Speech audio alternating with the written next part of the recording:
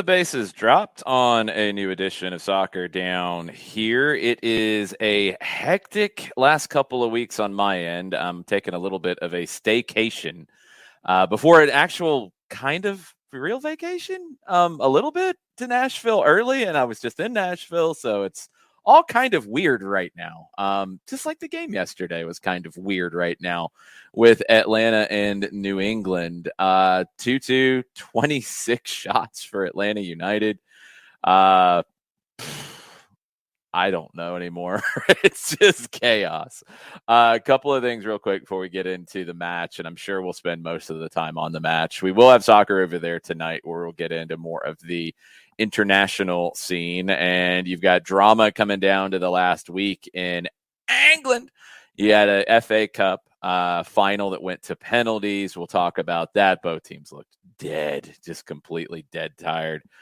We'll talk about Italy and that race coming down to the wire. Milan keeps getting it done.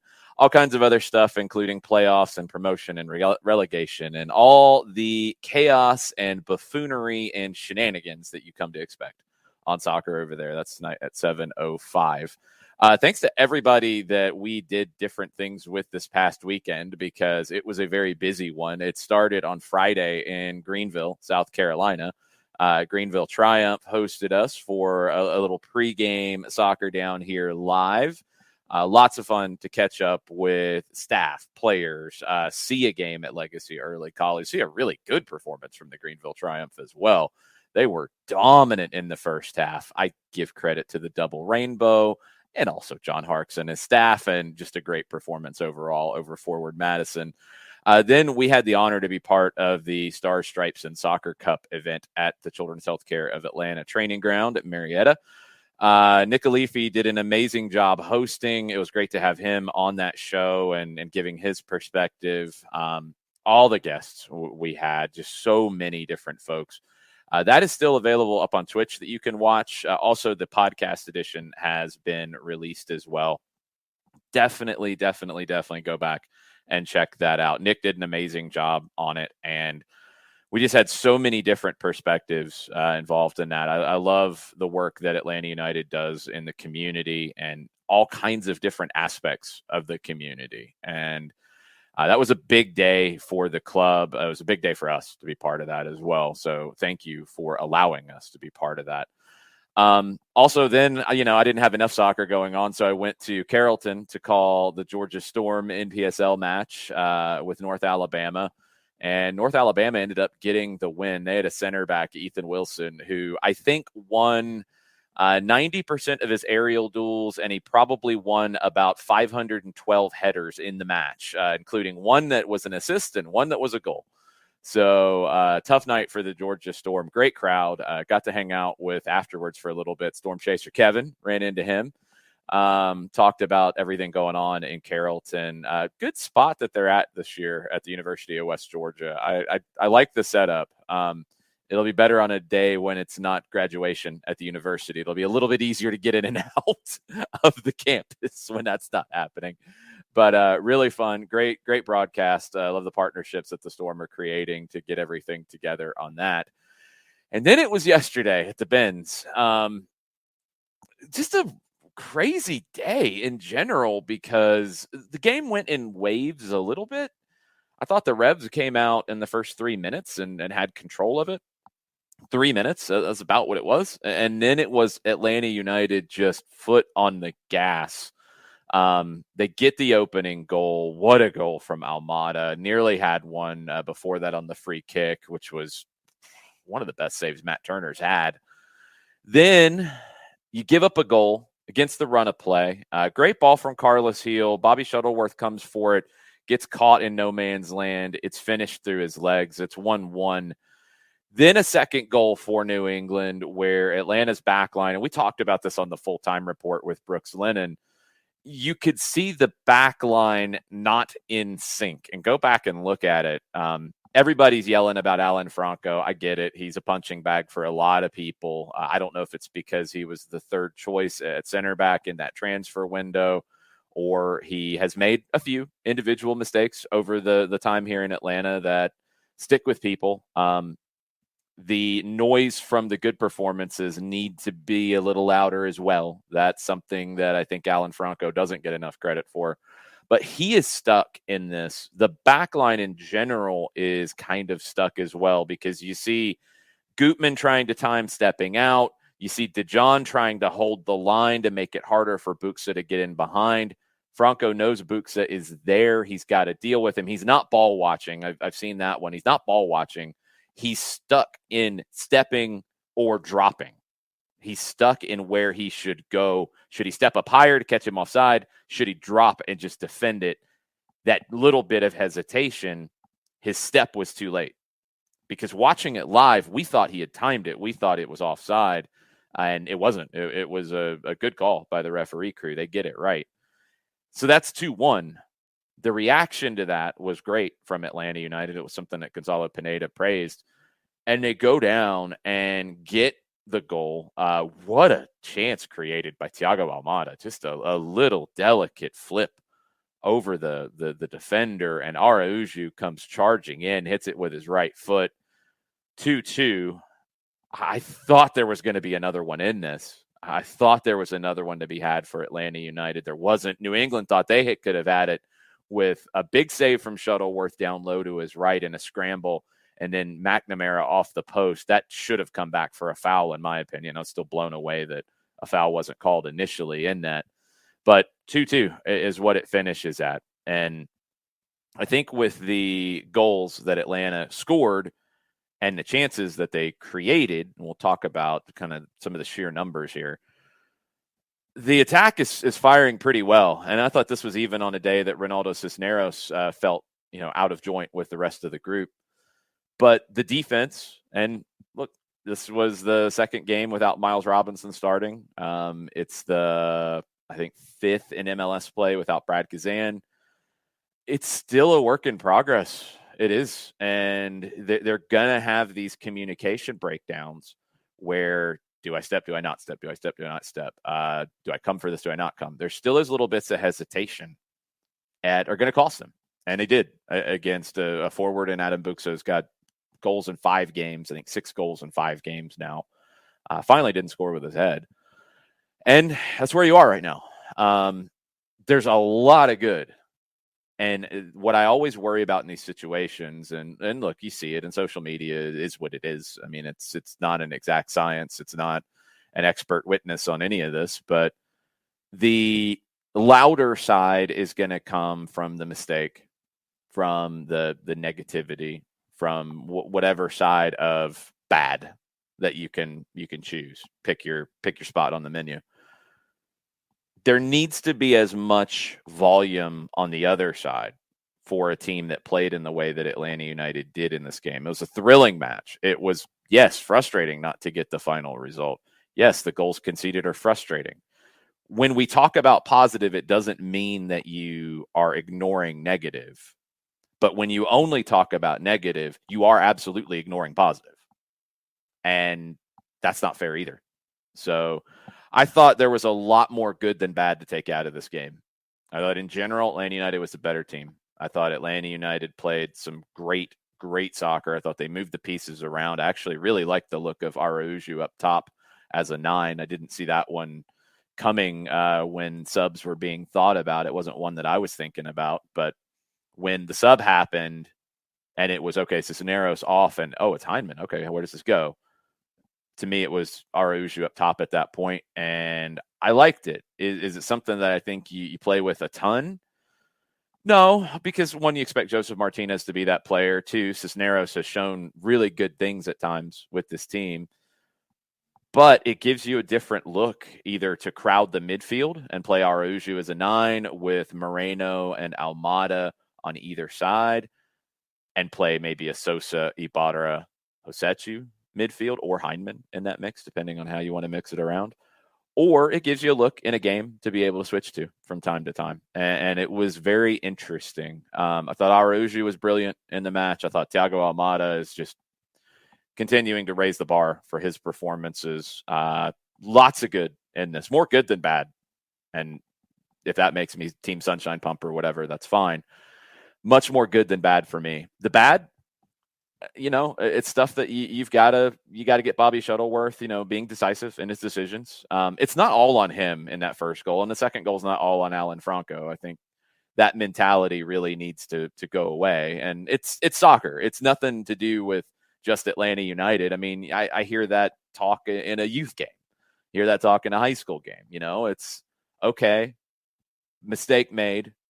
All right, was all that person's fault? Everybody else did their jobs. No, that's not how it works. You switch off a little bit to create the opportunity for Carlos Heel, and he delivers a great pass. That is a difficult one to read if you're Bobby Shuttleworth.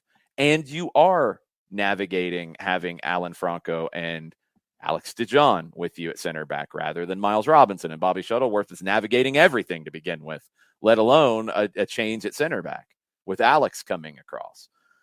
I almost wonder in that situation if it's Miles who is quicker and covers more ground. If it's Miles covering the backside of that play, does Bobby stay home? It's Alex covering the backside of the play. He doesn't cover quite as much ground, although he's played really well, but he's a different player. Because it's Alex, is that why Bobby steps and gets caught halfway and then says, oh, wait a minute, he's actually in a decent spot there. I can back off. I don't know. You'd have to ask Bobby. You'd have to get inside his head. These are the split-second decisions that are critical in the sport. The second goal, like I said, it's the whole back line. Allen is the one who is closest to Buxa. Absolutely. He's the one who ultimately made the biggest mistake because he didn't step fast enough, because that's where everybody else's head was. But you don't have Brad yelling behind you. You don't have, Miles, your usual partner, there with you. It's tough. It's a tough situation. You give up goals because of it. You've dropped points because of the injuries. You've lost the spine of your team for a stretch of the game here, a stretch of the season. And they've got work to do. You haven't lost at home all year, but you've dropped points at home that you got to go find them out on the road. I think this team is building up really nicely. The attack is building up incredibly. I can't wait to see it with Joseph and see where he can be with this group. I think there could be boatloads of goals for Joseph Martinez with this group. But you have to just fight through this right now, where you are learning things about the group. I think, you've learned that Miguel Ibarra, or Franco Ibarra, and Mateus Osechu is a great pairing in the central midfield. And that was not in the plans at the beginning of the season. I don't think. I think it was Sosa and Alonso who were going to play a bulk of the minutes, and one of Josechu and Ibarra would have played. Franco's been brilliant, and Josechu is, I think, doing a great job as captain. I thought Josechu was really leading by example, really making it evident how much work was going to be needed in this game. And for a team that played 120 minutes on Wednesday in Nashville, they did not look like it. They just didn't look like they got tired in the match. Josechu led a lot of that in the first half. I thought the pressing was excellent. They have learned a lot about themselves. They're still not 100% or even 100% of what they can be right now, let alone what they would have been at the start of the season if you didn't have any injuries. But I think Gonzalo Pineda is getting a good job and a good performance out of these guys. And the results, I feel like, are coming because the play is there. And it sounded like from after the game, whether it was Pineda, whether it was players, they feel that way as well. There's not a cloud over it inside that locker room, inside the training ground. There's not going to be a cloud over it on the training pitch. Feels like there's actually a lot of sunshine there. And that's a good place to be when you've dealt with all the adversity they've dealt with, to be positive about these performances and feel good about these performances, while, just in case anybody wants to yell, and I don't care, just in case that happens, yes, they're positive about the performances. Yes, they're happy with the way the team is playing as a whole. No, they don't want to have the mistakes that cost them goals in this one. Of course, that's understood, but say it anyway just to be sure. You've got to continue to build and fight. But I like the group that is there right now. And Jarrett, something that you talked about afterwards, the vibe in the locker room was very good after the match. It's not a vibe that you would have necessarily felt would have been the case after a draw. It felt like a win, and that was because of the, I'm assuming, good feeling about the way the team played and the performance they put on. Yeah, I mean the vibe is good because you've got guys performing right now, even though that one doesn't turn into 3 points. You you shelled the living hell out of New England. But this is a weird game for both teams because as much as we talk about Atlanta in this aspect of kind of turning the engine over, New England's in the same boat. New England's, kind of sitting below you in the table. Yeah, their boat's further back in the water, that's for sure. Yes, it is, but it's a team that last year set a points record, and a lot of those pieces are back, and it hasn't come together for them this year, and they're waiting to see this engine get turned over. And they're probably thinking the same thing of, hey, we went and got a road draw, feeling really good about it because Tommy Mack hitting the post late in the game. They'll probably feel like we should have gotten out of there with 3 points. You went out and got a point on the road. Maybe that's what they need to get things turned around for them.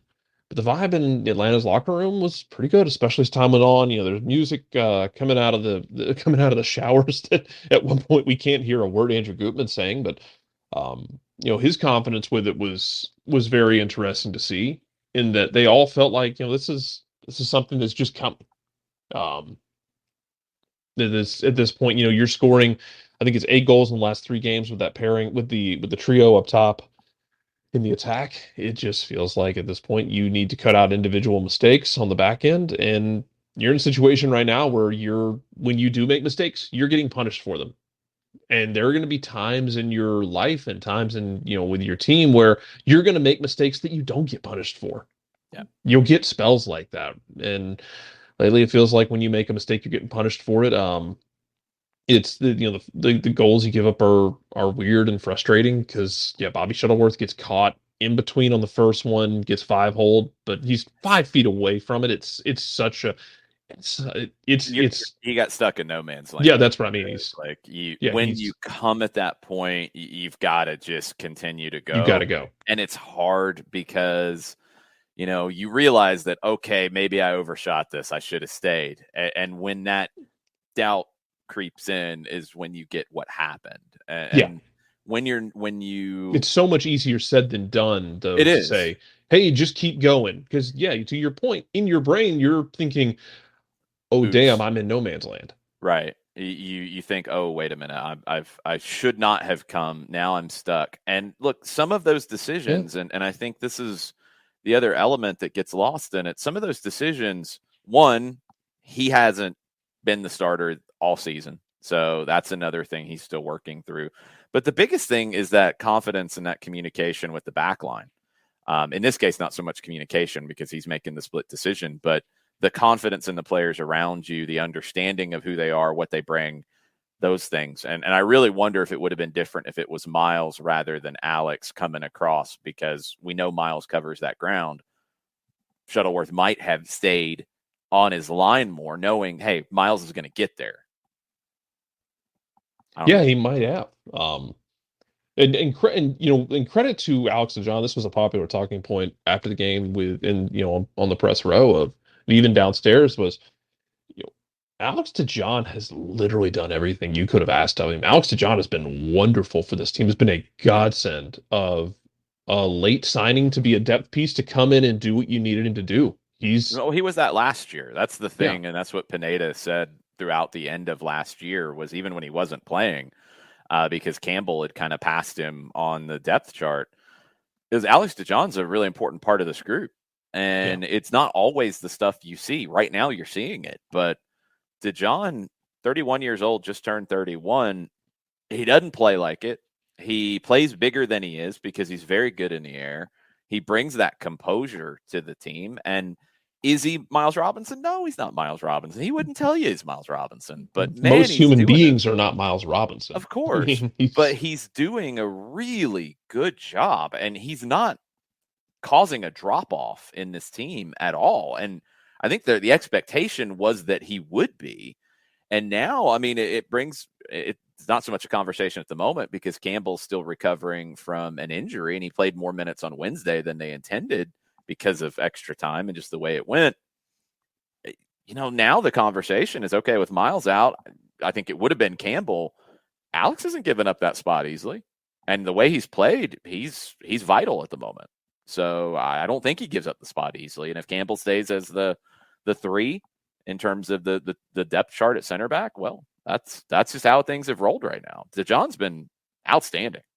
Yeah, he's done everything you could have asked of him in those situations. He reads that situation. He gets there a step late because again, he's not Miles, and it's this weird. Yeah, it's not so much on him in that. Like No, I'm not putting a mistake on him, but yeah, he's not gonna get there as fast as Robinson would, and that or part of it honestly, when we as talk fast as about Campbell decision, would, just because that 20-yard burst right, is just different.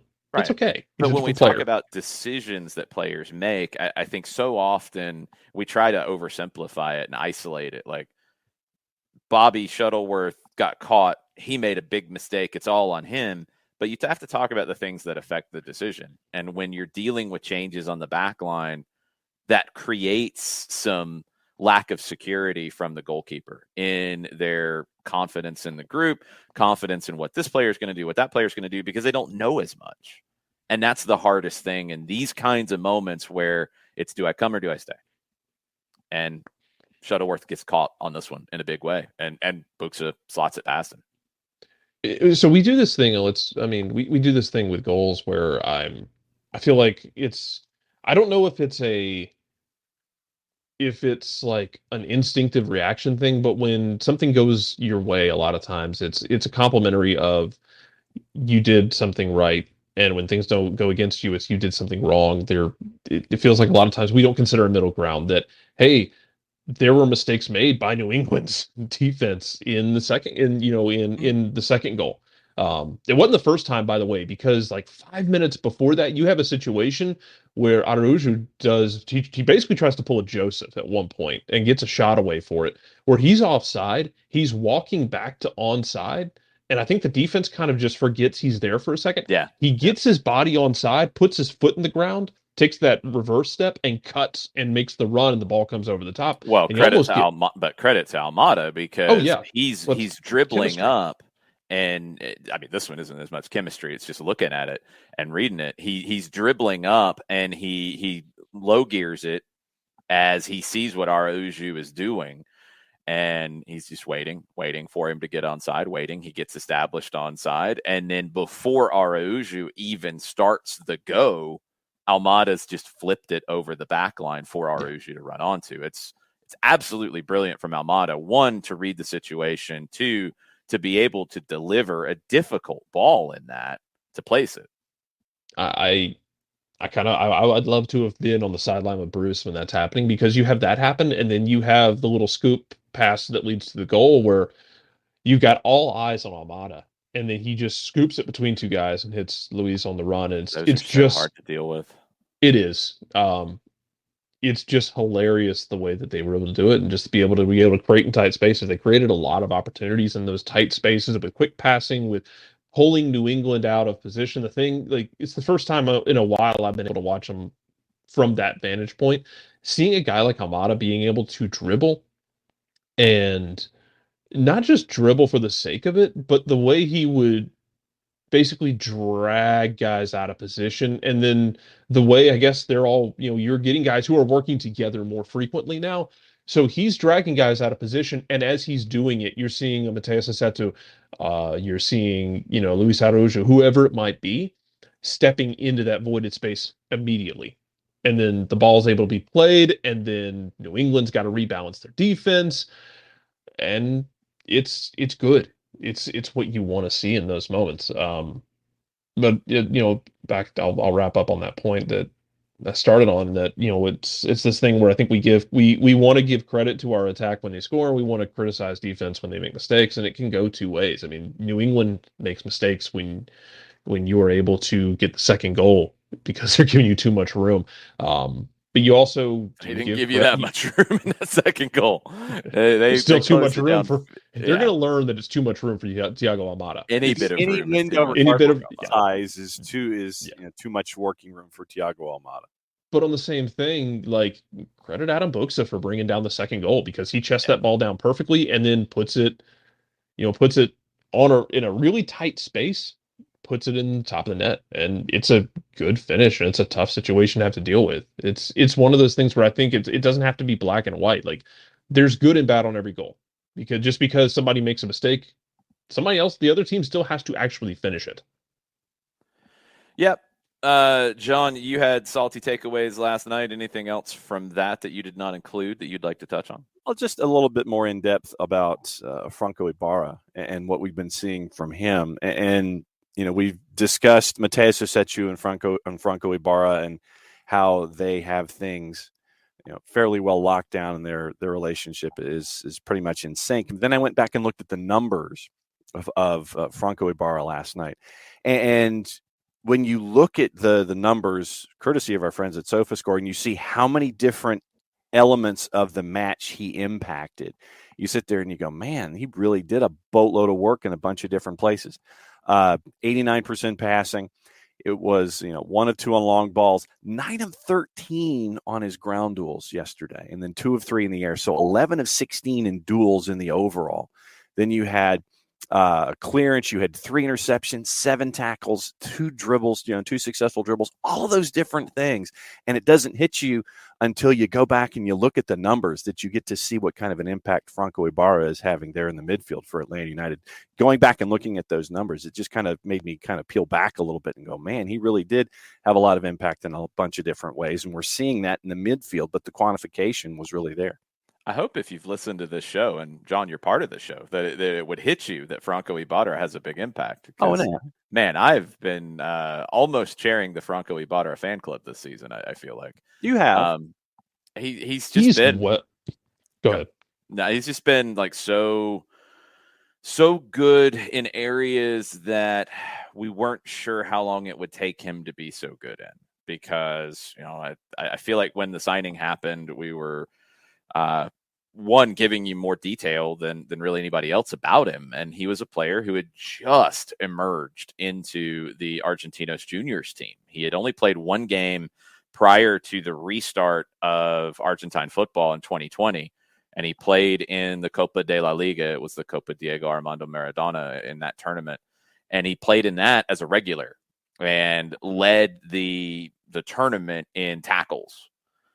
Okay, that jumps out at you, but he was hardly on the ball. He played as part of a double pivot. He wasn't really a ball player. He was a ball winner. And he came here, and we saw the ball winning part straight away. The game in Seattle last year, I thought he was great in recovering the ball, winning his tackles, jumping into passing lanes. But he has to play at Atlanta United. He has to be good on the ball. That's the way this team will always play. You talk about DNA, talk about identity, talk about these things that some question don't exist. Well, they do. And to play in the midfield with Atlanta United, you got to be able to play on the ball. And Ibarra has shown that this season. He's had no issues with it. I talked to Pineda about this. I think it was in Montreal when we were talking about it. And that was the first time that he was going to start with Osechu. I ask if it's, just things that they've worked on with him, if it's a confidence thing, just being on the ball more, he's growing in confidence on it. And, he kind of thought it was a little of both. It is an area of Franco Ibarra's game that the staff wanted to further develop because it wasn't something that was really developed at his previous stop. But also, he just turned 21. He's playing consistently now. For one of the first times in his career. I mean, he was not an established guy before he came here. And when you want to have the conversation about scouting and recruiting and finding guys, well, this was a pretty good one because you're talking about somebody who had, I think, 11 games with Argentinos. That's it. And he came here, and look, Gabriel Heinze probably part of that identification process. I'm glad this is one of the guys he left with us because Ibarra has shown so much more than we thought he would be. Didn't know how long that would take. I didn't know if he'd ever be good enough on the ball in these moments, but 43 of 48 passing on the day, and not always just simple passes either. He's looking to split the lines. He's looking for that ball over the top. He's looking for that big switch. He's doing everything you need. And what he brings that is different than really anybody in the team, even Sosa. The only person who brought it was really Alonso, is a little bit of aggressiveness and physicality. He's a hoss. Like, you don't want to deal with him in the midfield. He'll truck you. He'll come flying in with a tackle. He'll deck you. He'll make it difficult for you. I thought he made it difficult for Carlos Gil a lot of the day yesterday, and that's not an easy one to pull off. I think Ibarra has really cemented himself into this team, and he might not have gotten the opportunity if Alonso hadn't been hurt. Well, now you know. And Franco Ibarra is not going anywhere. I don't think that pairing of Ibarra and Josechu is going anywhere. What that means for Sosa, Heinemann, as they get healthier. Sosa had a little bit of pain after the game on Wednesday. He is coming back from sports hernia surgery, so you do have to be a little bit careful there. Wasn't in the group for this one. It's not anything long-term that they're overly concerned about, but you got to manage the day-to-day. Sosa and Heinemann don't have a spot to walk into in that midfield because of the job that Josechu and Ibarra have done. And when you look at the five, I'll include Ibarra and Josechu in this. You look at the five that has played consistently since Montreal. The two holding, Almada, Araujo, Moreno. The chemistry within that portion of the team, the bulk of the team, the middle of the team. Whew, I like where it's going. And when they start combining and they can ping it around so fast and move, and people are getting where Moreno wants to go, where he wants the ball. They know they can give it to Almada in a difficult spot and he's going to get out of it. They know they can give it to Araujo in space and he can blow past anybody. They know they can give it to Josechu and he's not going to lose it. They know Ibarra can go and clean everything up and deck somebody if they need to. When you've got that, and Lennon and Gutman wide, which has been consistent as part of this as well, I like that base. Center back, Miles out. Now, is it Alex long-term? Does George work his way back in? That's a question. Up top, Joseph coming back at some point. Cisneros for now. Thought his runs off the ball were not good yesterday, but they were good last week. So you want him to continue to develop, but Joseph's coming back. You got to see what you have with Joseph when he gets healthy. That one's another question. But the seven, the wing backs, the full backs in this case, they play like wing backs. They play like wingers. The two holding, and the three attackers, Almada, Araujo, Moreno, that is a great foundation to build on, even with the other injuries, even with the issues, even with the shorthandedness at times. That seven has been really key for good performances for a while now. And I think they continue to get better. You had more shots. You had more shot-created actions. You had a ton of chances created. You had more of almost everything in this game than you've had even in previous good performances. It's a credit to the work that is going on in building it. You have to continue to clean up mistakes. Yes, I know. You have to win games at home. Yes, absolutely. This is not the team that was built. This is a team that has had to reconstitute itself on the fly. And I think they've done a good job of that. And now they've got to go pick up some points to make up for points that they've lost during the reconstitution phase. See where it can go. Yeah, and it's just you have a lot of growth in places that you've not expected it, and you've gotten it because of these injuries, and you've seen a lot of guys step up. I mean, Alex DeJohn goes 120 in the car crash that he was involved in Nashville there on the field. I mean, so much physicality that was going on there, and he just comes right back at you, goes another 90, and it's, like, all right, this is my next match, time to get back to work. And seeing all of these guys step up, I think that there's a reason for optimism, yes, with what you've been discussing about, yes, having to clean things up and so on, but seeing all of these guys step in out of necessity and seeing them all come together. Yes, you're still trying to do things on the fly, but seeing all of these efforts come together on the floor out of necessity, I think it's been really great to see all of this come together,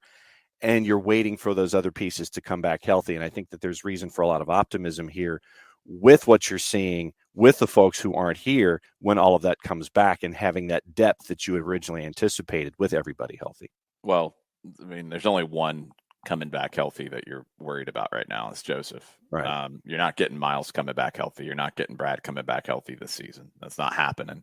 You're not getting Alonso coming back healthy. You're trying to get Joseph into the group, and that's the one that is going to be the biggest question.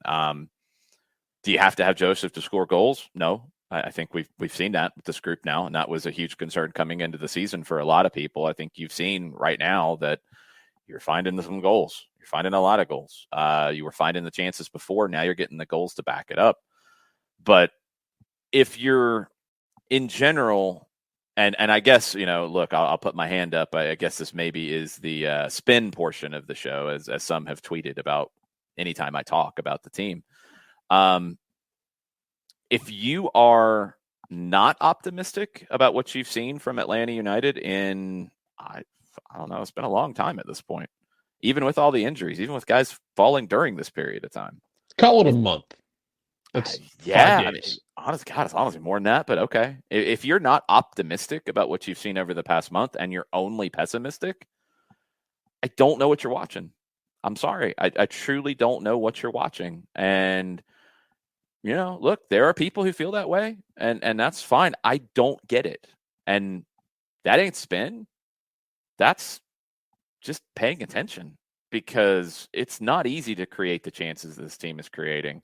You've seen so many teams, when they get into these situations, they bunker down, they get defensive, like, we're missing these pieces. We gotta grind games out. Remember what Caleb Porter said before the season. We gotta grind games out. We gotta do that. Well, they're not grinding anything out right now, but that's what some managers would do. Gonzalo Pineda's went the other way, which is the way that has generally been demanded in Atlanta of, no, go attack. No, we don't go attack. No, go attack. I don't care if you're winning games 1-0 and consistently doing that and setting records for not giving up a goal. I don't care. Go attack. They've been attacking like bandits, and now they're getting the goals to show for it. They are conceding. Got to clean that up. No, nothing around that. If you want to be a team that wins MLS Cup, you've got to be better defensively. And this is a team that wants to win MLS Cup. They don't care about the injury, saying, "Oh, well, now we can't." No, that's not the mentality of this group. They want to go win MLS Cup, but you got to be better defensively to do it. You got to continue to build. You've got to get those little issues sorted out. That is an absolute must. Don't misunderstand. But in general, when you look at this, if you only focus on a mistake or you only focus on a goal conceded and you don't give credit for the rest of it, then I don't know if that's just your approach to life, to the game, whatever, or if there is a reason why you don't want to look at the positive or don't want to give credit to the positive. I don't know why that happens. I feel like that does happen at times. Yes, you can overdo it the other way too. Absolutely. When we talk about it and we talk about both sides of it, we do try to talk about both sides of it. It is not purely, they scored 2 goals, so that's great. Everything else is fine. It's not also they gave up 2 goals, so everything is horrible, burn it all down. It's a draw against a good team who has not played well this season, but a very good team.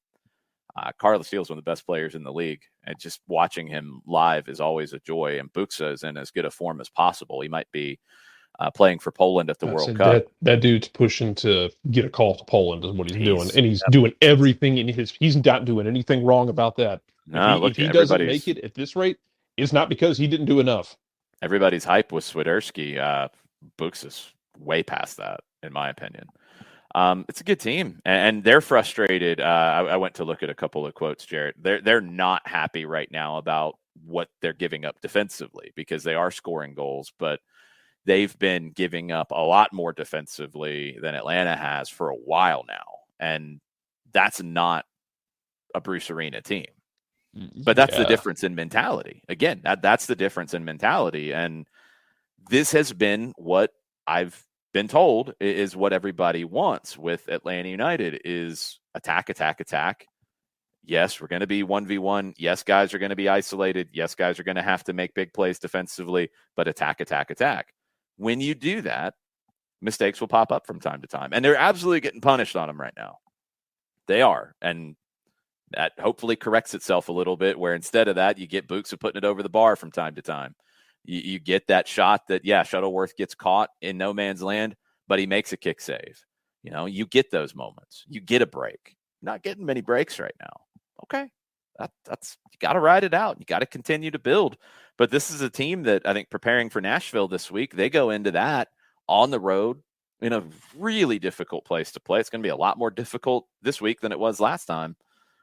I don't think they're in any way intimidated about it. I don't think they go into that in any way playing differently than we saw on Sunday. I imagine they're going in. Honestly, I imagine they're going in pissed. Yeah. After what happened Wednesday. Well, it's both. It's pissed and confident. Because I mean, what I'm saying is, I'm not talking about anger or vengeance or any of that. I'm just saying, like, they're not going in like, oh, this is going to be really hard. They're going in like, yeah, we can win this. But and that's what I'm getting at with it. I think they're pissed off about it because they went in there, got 2 goals, were doing well, and can go in there and say, we went in there and controlled them for 45 minutes. Now let's go do it for 90, because it's not like we can't do this. We know we can. We just got to finish it. Here's what I liked about yesterday in comparison to Wednesday. And we talked about this on Thursday's show. I felt like what happened a little bit on Wednesday is a team that has had a lot of changes that got a little tight when they got a 2-goal lead. I felt like the team pulled back and got out of character a little bit and got defensive. Nashville gets credit for that as well because they put you into that. But I felt like Atlanta gave up being on the front foot a little bit more than I'm used to, more than I think Gonzalo Pineda wanted, and probably, honestly, more than the players wanted. Sometimes things happen in games that you don't want to happen, and you might be doing the thing that you don't want to happen because you're in that match. It's your first, start without Miles Robinson. You get a 2-goal lead, and it's like, okay, now we've really got to work hard to keep this, rather than we could get 3 or 4 the way this game is going. And you started to see him slow the game down. You started to see some of that stuff. I thought it came from more of a position of fear and lack of confidence than we can just shut the door and be fine here. And I think ultimately they paid the price for it. They didn't do that yesterday at any point. They didn't ever get tight. They didn't ever get concerned, whether they, started a little shaky early on and then took control of it. They didn't get down when they couldn't find the goals. They didn't get down when they conceded 1. They didn't get down when they conceded the second. The response was really good. And I think that progression from having a lead, getting tight, trying to protect it rather than play, to this one where you actually fall behind, they didn't get tight at all. They just opened the floodgates in going forward and attacked with reckless abandon in a good way, because you had to, but also because that's the way this team plays. And you're going to give up some goals because of it. You are. Now, just no way around it. Go back to 2017 and 18. These things did happen from time to time. But the mentality was good. And I think the mentality going into Saturday night in Nashville will be very good, because I think this is a game that all of these players feel like they can go and win and ruin Nashville's party. Yeah, I think you've proven to yourself that you just believe in what you're doing Monday through Friday, or Monday through Saturday in some cases. Believe in yourself, believe in the system, believe in what you can do, and don't get so tight. Just go ahead and let it fly. And you're seeing what happens in a match like what happened yesterday against New England. You're seeing that what you're doing during the week leading up to the match, believe in yourself, believe in the system, believe in what you're out there to do. You're seeing, I'm not going to say a result, because you would think that would be 3 points, but you're seeing that what you're doing is working in these situations. You're believing in yourself more than anything else, instead of pulling back like you did in Nashville. Believe in yourself. You're seeing the results. You saw that yesterday at Mercedes-Benz. I mean, it's twofold. You're seeing a result because you did get a point out of it. You did not lose this. So you're also seeing the result of playing at a level that you want to be playing at. And you have to look at both sides of it. And I know it's easy to pick where you want to look, and almost always, I think on the outside, you're going to pick the scoreboard, and that's duh. That's the biggest part of it. But at this stage of the season, in an MLS calendar, and with what Atlanta United's had to deal with the injuries, you can't lose sight of the big picture, because if you develop from here in this match and you get better, and then in August and September, this is your 4-3 or 4-4-3 right now. If you develop, and in September, when you have to go win a game on the road, or you have to close out a game against the top team at home and win it, and you develop from here to there and get it done, and you go into the playoffs riding a hot streak, you're in a great position to win MLS Cup.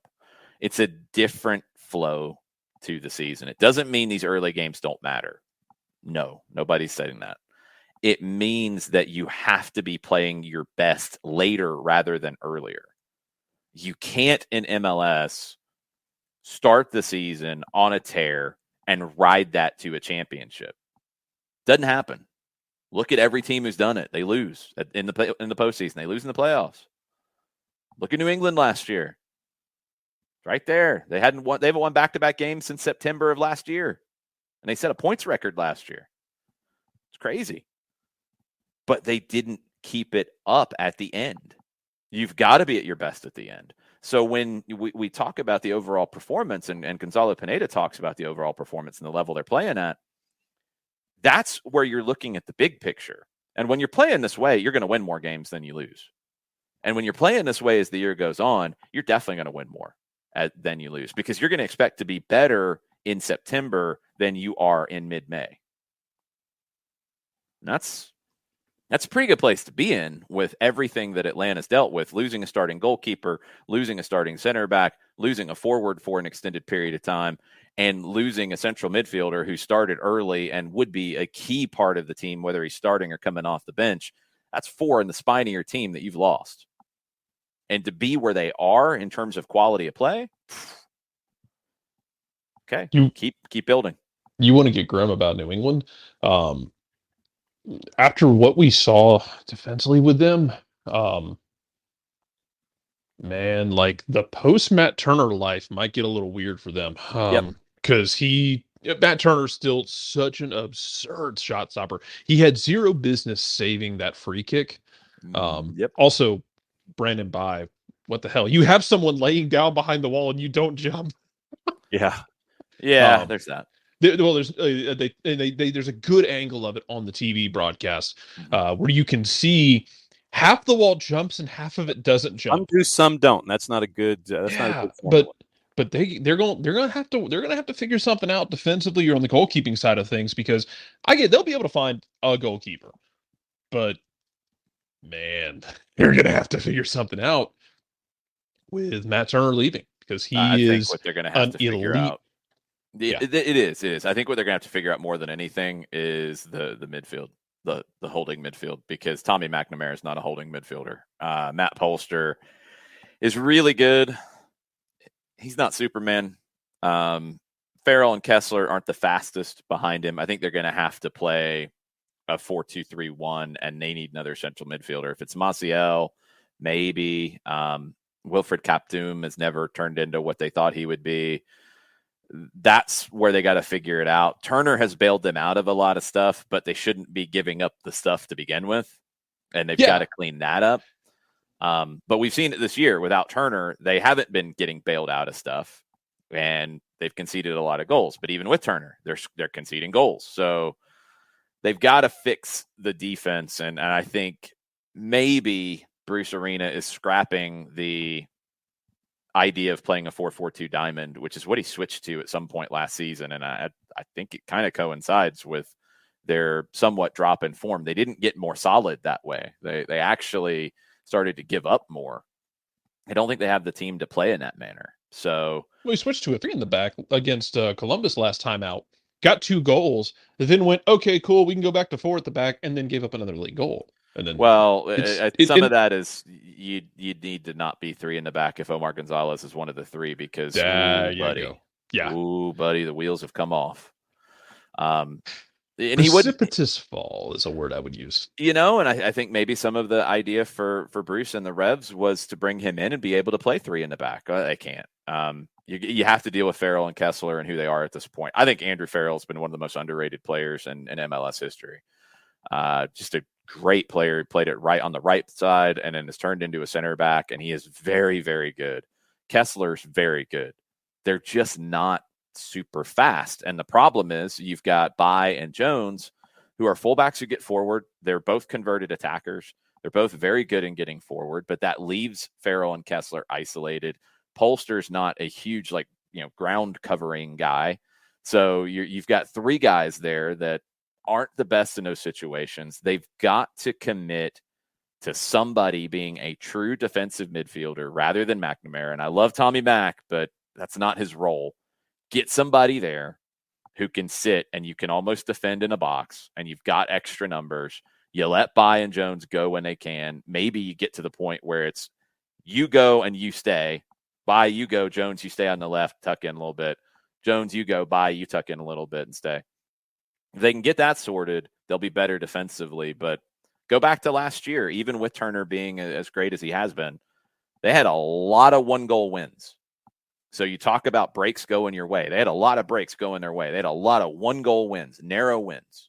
They didn't win a lot of games blowing anybody out. Well, now you're not getting that one break, either going for you or going against the opponent. Now that extra goal's coming in, that's turning a win into a draw. That's turning a draw into a loss. And it's coming back to form for New England. And they've got to figure out some things positionally now to make this work. And it's not where they were last year at all. And I'm with you in that when Turner goes, that safety net is going to be gone as well, and they're going to concede more. So we'll see. And I mean, I have the same thought watching the Montreal game, and I know we'll get into this tomorrow with Dylan on the show. I had the same thought with Montreal, where first of all, Montreal's for real. If you don't know, now you know. You better know. For one thing, nobody's going to want to go play at Stade Saputo in late fall in a playoff game. You get that place roaring, and if they actually put the Impact name back into it, and then they're getting more excited about that. Oh yeah, forget it. Do what the Hawks did in 20 flying in the air. Do what the Hawks did in 2014, where they brought 2016, where they brought back the Pac-Man just before in the middle of the playoff series. Do that. Bring back the Impact 2 days before the game. Yeah, but watching them play, I have the same thoughts watching Charlotte sometimes, where Kalina makes some amazing saves, and it's a different situation because Charlotte is building something, and Miguel Angel Ramirez doesn't have all the pieces he wants or needs. But there are those moments watching them where I'm like, wow, that's an amazing save. Why the hell was it a 3-on-1 in that situation in the first place? Yeah. That's the next thing they've got to clean up in the same thing. In a similar, not exact sense, to New England, that's a great save. You shouldn't be having to make that save, but it's still a great save. Yeah.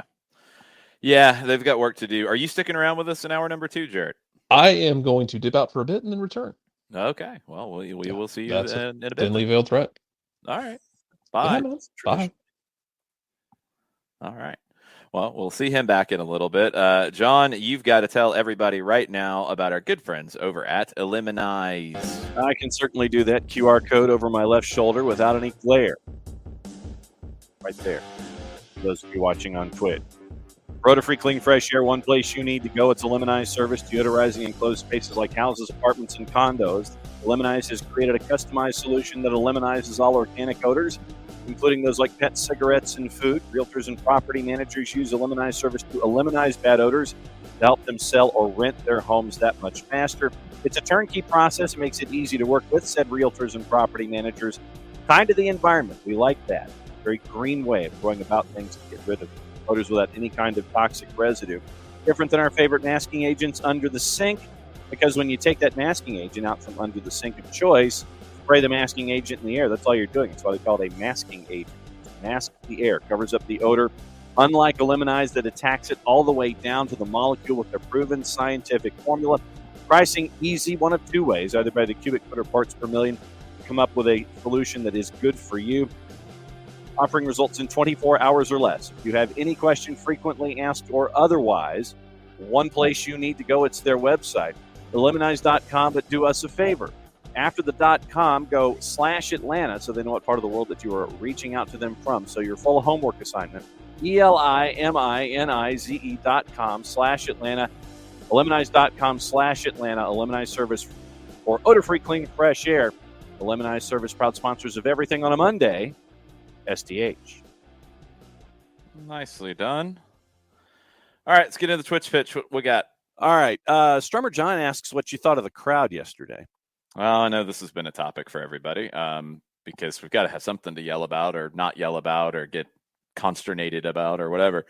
I thought when Atlanta got the second goal, it was as loud as I have heard. I think the reaction to the first goal was super loud as well. I did think it got quiet at times, and that's not just this game. I think in the run of play at times, more than maybe it used to, it's gotten a little quieter. And those are the hardest times, honestly. Like if you're talking about, making a crowd be loud when the ball's in the middle third, when it's, a level game, when the opponent is maybe, getting into the ascendancy a little bit, that's where it will quiet down more than I'm accustomed to. I think the idea about the reaction to the goal is completely and utterly false, unless my ears were deceiving me and my eyes were deceiving me as well, because the emotion on the Araujo goal was, wow. I mean, it was very, very loud. I don't know if it's as loud as I've ever heard in there, but it was definitely a huge release of emotion, both with audio and with volume and with the visual. But when it was 2-1 and Atlanta was searching for it and they were trying to build up the play in the middle, it got quiet at times. And I've noticed that this season in general. And we've talked about it before. I feel like, and we've had this conversation, and I don't want to rehash all of it right now. I'm not really in the mood to do it, but there has been a lot of negativity and, in my opinion, unfair negativity about the team and about everything in general. And I think that has bled over into some of the vibe. I mean, you can look on the Bird app or any other social media and you'll get a sense of that vibe. I think that is carrying over a little bit.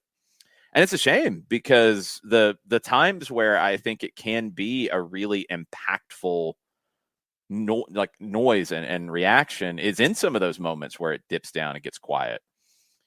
It's maybe the hardest as a fan, as a supporter, to be loud in moments where there's not like a goal or an assist or a nutmeg or a big tackle or whatever. Like those are easy. Those are the moments we're all going to roar and yell and be excited about. I think what separates it at times is when it's that constant wave of noise, where it's that constant wave of support and volume. And when any crowd is at their best, and look, this is not purely an Atlanta thing. Like this happens to every crowd. It happens to every crowd and every team at different points. It does.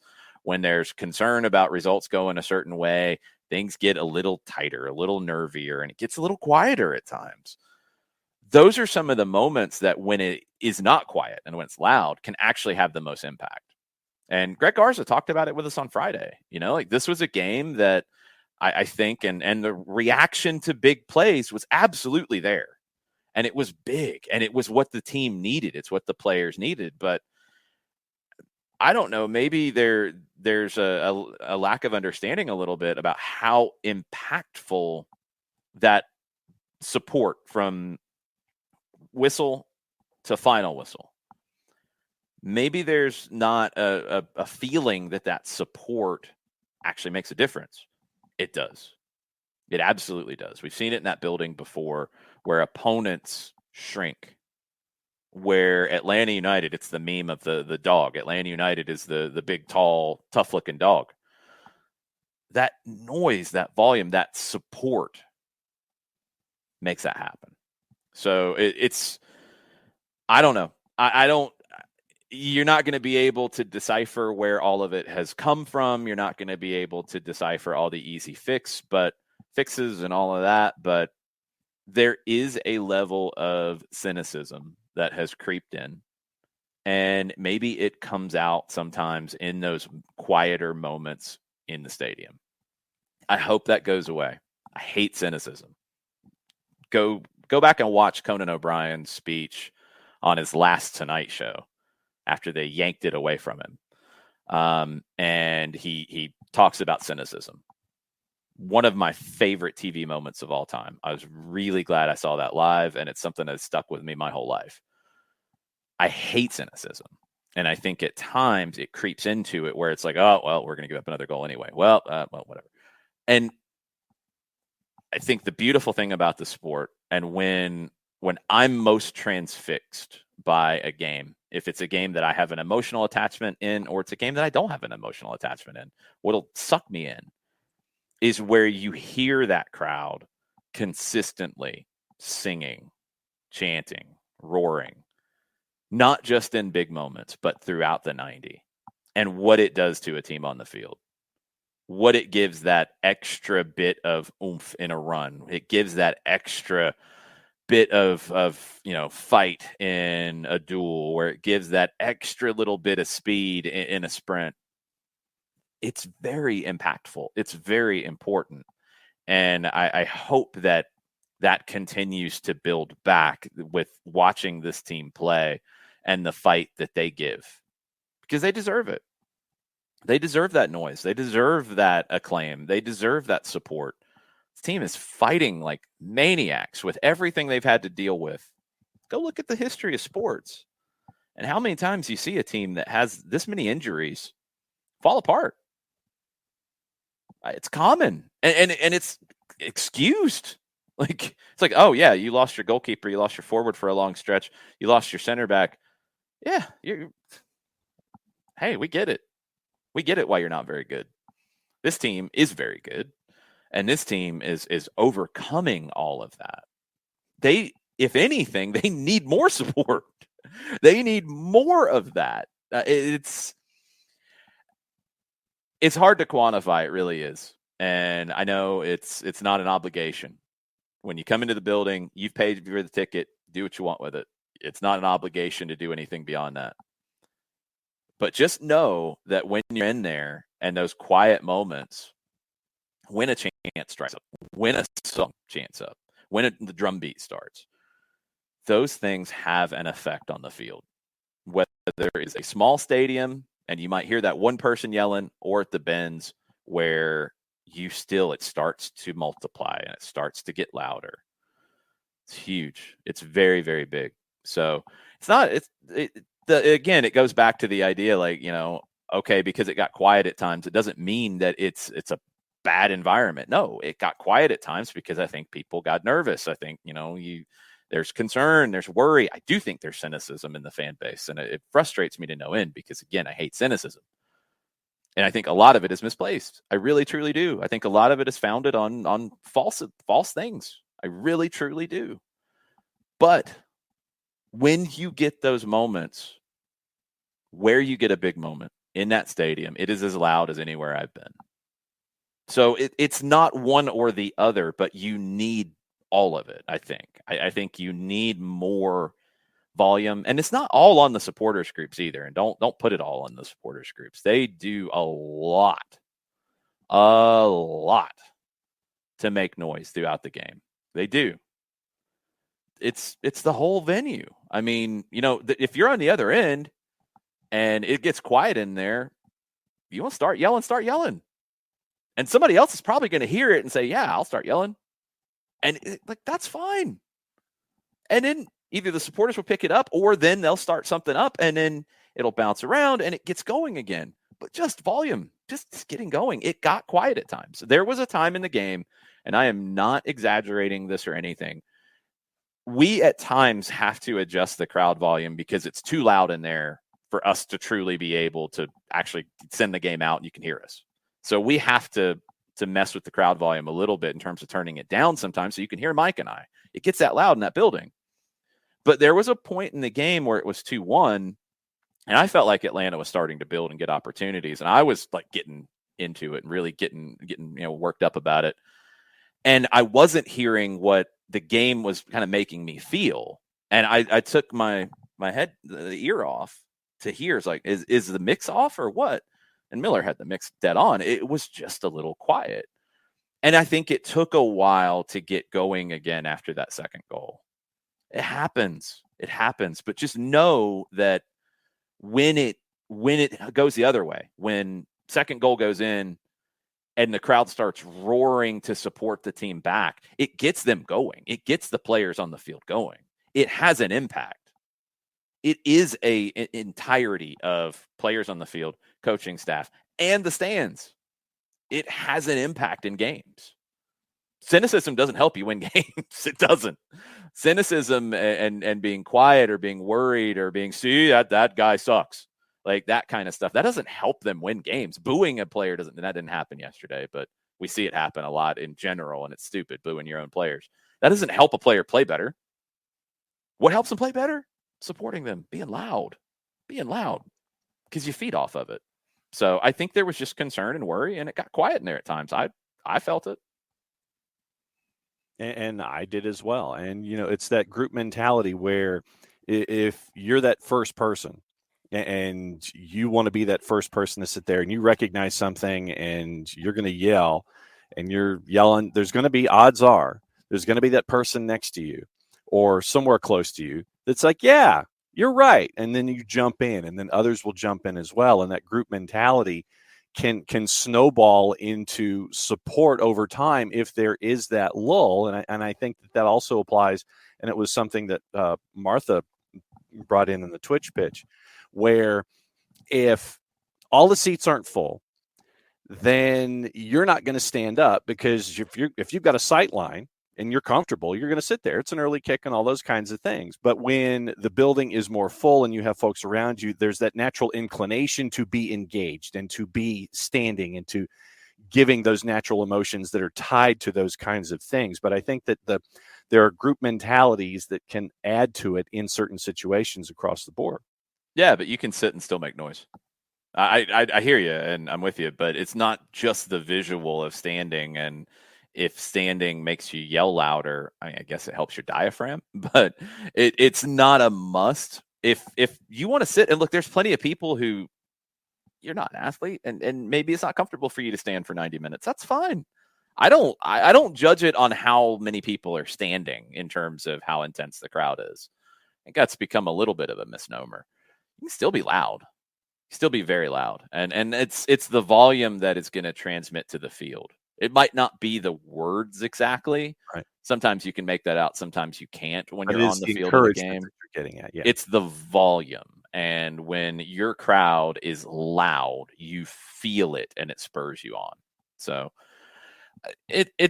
there's a vibe, and this is not a new topic. We've talked about it a lot. There is a vibe at times that gets very negative and cynical around Atlanta United. And it's very unfortunate, because point to whatever facts you want to point to as to how this team has launched and what they've done. The amount of negativity and cynicism does not equal the product they have put on the field. It doesn't. You want to call me a sunshine pumper for that? That's fine. You want sunshine pumping? The propping up consistently of LAFC as the greatest thing since sliced bread. They don't have an MLS Cup appearance, let alone a trophy. They don't have a U.S. Open Cup final appearance, let alone a trophy. Yes, they have a supporters shield. Good. They have an appearance in the single elimination at that time CONCACAF Champions League final in 2020. Good. That's what they have. They have not had many of the other things Atlanta United's had. They haven't produced a player from the academy who's gone on to a major league in Europe. They haven't sold a player for what Miguel Almiron went for. There's so many different things, but they are seen as a model. And at times, and it's not just locally, it's nationally too. There's a negativity around Atlanta United that does not fit what the product is. It just doesn't. Yeah, 2020 was a rough year.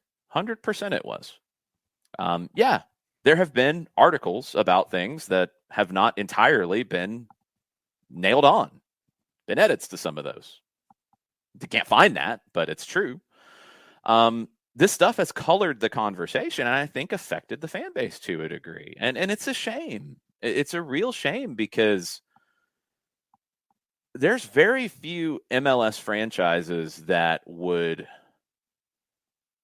say, we're good. We don't want what Atlanta United's done in its first 5+ years.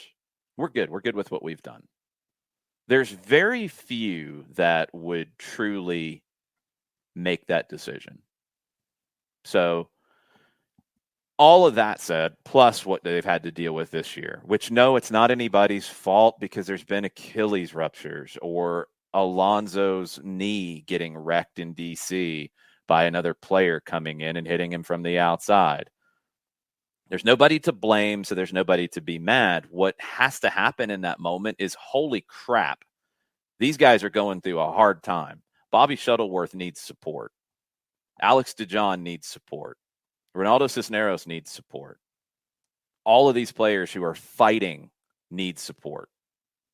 That has to be the vibe, not the, oh, well, here we go. We suck again. We're not going to play the water boy crap.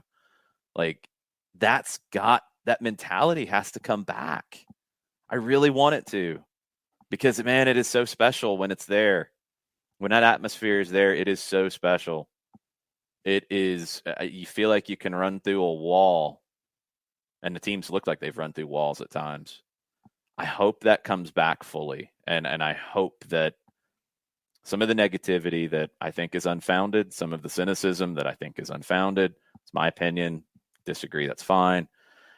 I hope that stuff fades, and I hope that the love for what we all get to experience on a regular basis with this club, I hope that comes back to the front. Needs to. It really does, in my opinion, because, man, there's not many experiences better than a full Mercedes-Benz stadium that is loud and roaring, and you can hardly feel yourself think, and you can feel the ribs in your chest shake. There's nothing like that. It's the only thing I've ever had like that is at a packed concert where they hit the song. Every band's got the song. And when that happens, it's electricity. I talked to Will Turpin of Collective Soul about this on the show we did down in Peachtree City in March. And a packed stadium and the vibe that you get when the home team is being supported in that way, the only thing that compares to it is a packed concert venue when they play that song, when that band plays that song. And it is electric. That's the only word I can come up with for it. And it was electric after the second goal. 100% it was electric after the second goal. Where it's really special is when it's electric in the run of play in moments. It is. And that's where it gets to a whole nother level. And it's so special. Let's bring Jarrett back into the mix. I don't have music for him. Don't try to fake it, John. It was that close. No one's going to fake anything. It's okay. It's cool. I was just cutting him off. That's fine. What else we got? A lot of folks on the Twitch Pitch timeline are discussing the idea of having Luis as a false nine. And it's not a false nine. Nope. It's not a false nine. He doesn't play it as a false nine. False nine is not somebody playing the position who's not a traditional nine. False nine is when somebody is listed as the nine, is central, but is not in the positions where a nine would be. Luis played it as a nine. You're staring at me like I'm speaking. Oh, I thought you were still. I thought you were still. No, but it's important because a false nine, when Messi played the false nine, that's the one I think most people will point to. When he played the false nine, what made it false is he wasn't in the positions where a nine would be. He dropped into the midfield. So the nine is usually between the center backs, to get very, very basic here. Usually between the center backs, occupying the center backs. When a false nine happens, that player is then dropping into the midfield, dropping away from that position. And the center backs are like, what do we do? There's nothing here. Do we go chase him? Do we stay here and wait for somebody to come into our area? What do we do? That's what a false nine does. Araujo didn't do that. Like he'll drift out wide, but forwards drift out wide. He stayed up high. He just plays the 9 different than Cisneros or Dwyer or Joseph would because he's a different player. But that's not a false 9.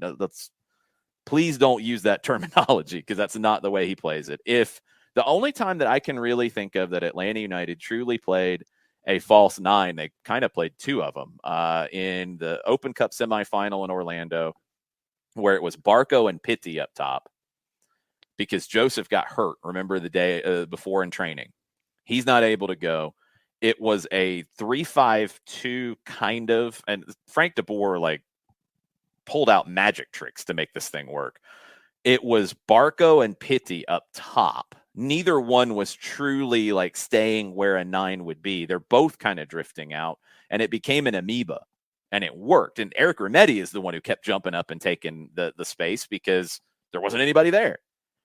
That's the only time that they've truly played false 9. Araujo is just a different kind of 9. And folks, in addition to seeing Luis centrally, liked that idea, especially going up against defenders' tired legs late and having Luis working centrally.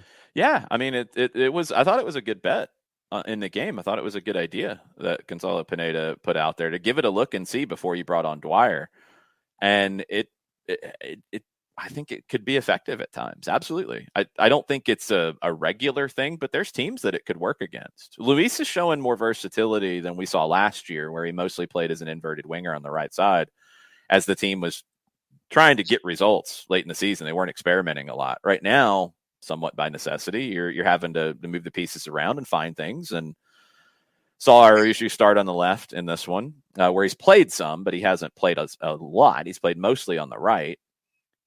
Playing on the left gave you a different thing. It gave Gutman the ability to come inside and almost turn into a center forward at times. But playing through the middle, it opened up some different things too. So Luis is a talented player, just like Almada and Moreno. They can play anywhere across the front. If you put Almada or Moreno as the 9, they'd be. I think Almada would actually play it a lot like a false 9. I don't know if Moreno would.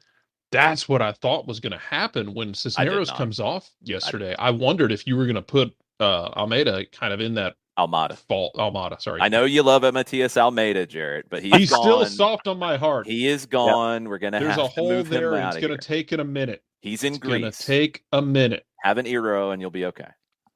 Man, it's weird to think that he's in Greece and Neil Lennon's in Cyprus. I know, it's bizarre. I didn't sign up for this life. No.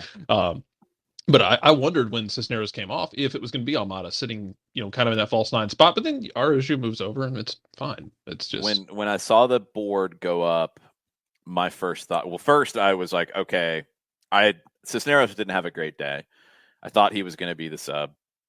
I thought it was going to be Dwyer or Conway. And when it went up for Hindman, I was like, oh. And I said it like immediately. Like, I guess that means Araujo is going to go up top. That was just what my gut was. It would have been interesting to see Almada in that role, though. It absolutely would have been. He would play it very differently, and he would be much more of the false 9 because I think the way he plays. I mean, we're already seeing. I kind of blurted it out when I did an interview with the I think it was the Chattanoogan ahead of the Chattanooga FC game and talking about different comparisons for players, and I said Thiago Almada, a lot of people talk about him as a 10, and he is a 10 the way he plays a lot of the time, but he struck me a little bit more like a Luka Modric than I would have ever guessed, in that he will drop deeper and help be the player who gets you out of the back line and into the next line. I didn't expect that coming from him. I really like it. So I think if he was a 9, he would naturally be dropping to try to bring others into the game. And if the movement then gets right, because to go further down that Barcelona rabbit hole of Messi being a false 9 and dropping, and everybody's like, well, who's in this position? The idea was for then David Villa and Pedro to come in from the flanks and then become 9s. So it almost would go from a 4-3-3 to a 4-4-2. But your forwards are wide and coming inside into that zone, and the center backs are like, whoa, holy crap, that's not what I expected. That's what you're looking for. And that would be the false 9 variant. But that takes time. That movement takes time to create. So Araujo going into the 9, he just played it like Luis Araujo would play a 9. Katie Weaver on that point. Almada as a false nine, akin to what Atlanta did in Orlando for the Open Cup with Barco. Is that John? Hmm. Please drink more Mountain Dew.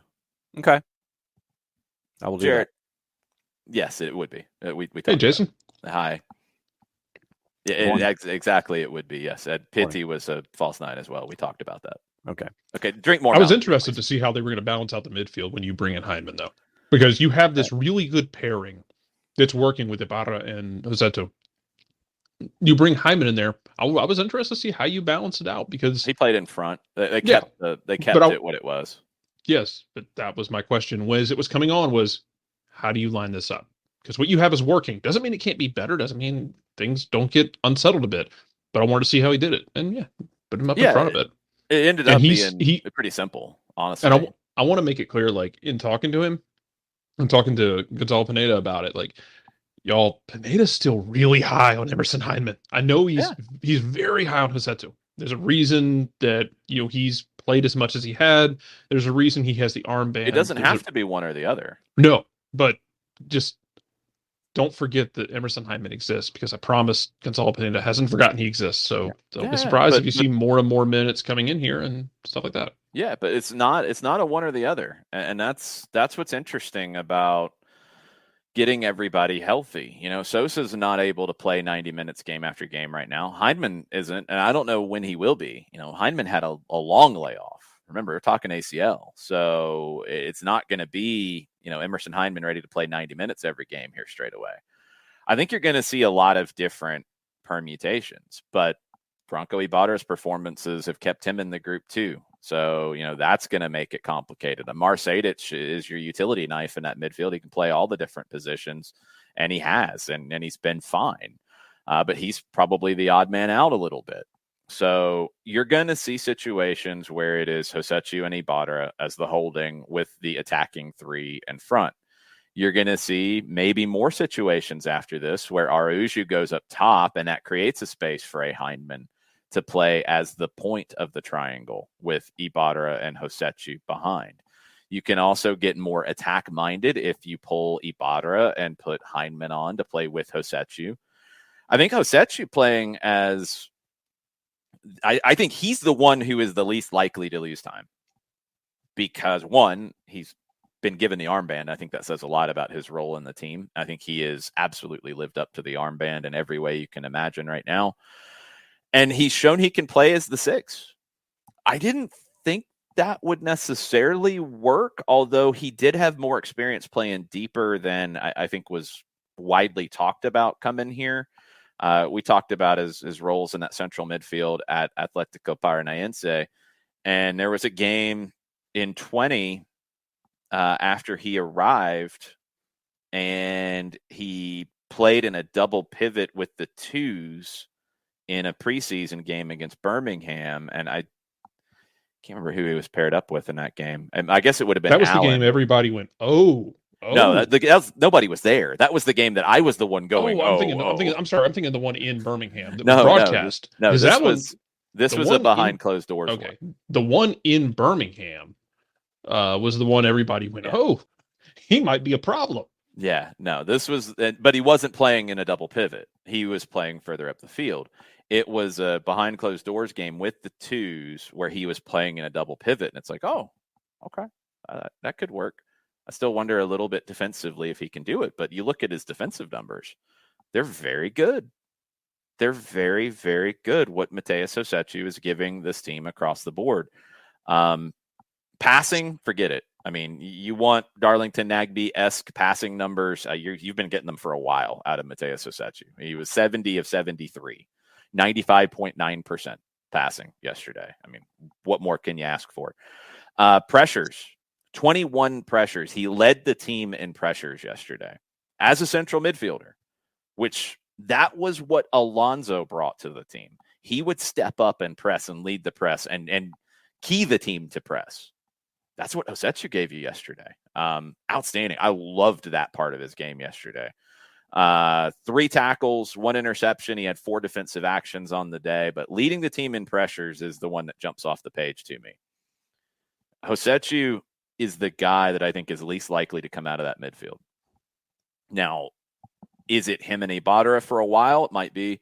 Does Heineman become somebody who can play with Hosechu? That would mean Hosechu would sit deeper. Right now, Ibarra can sit a little deeper and Hosechu can go forward a little bit more. But they kind of trade that off. Heineman, I think, can sit deeper and Hosechu can step up higher. But is Heineman as comfortable when Hosechu does make those runs forward to press? Is Heineman comfortable kind of shading over where it becomes, instead of 1-1, it becomes a little more like that? Is he comfortable in that?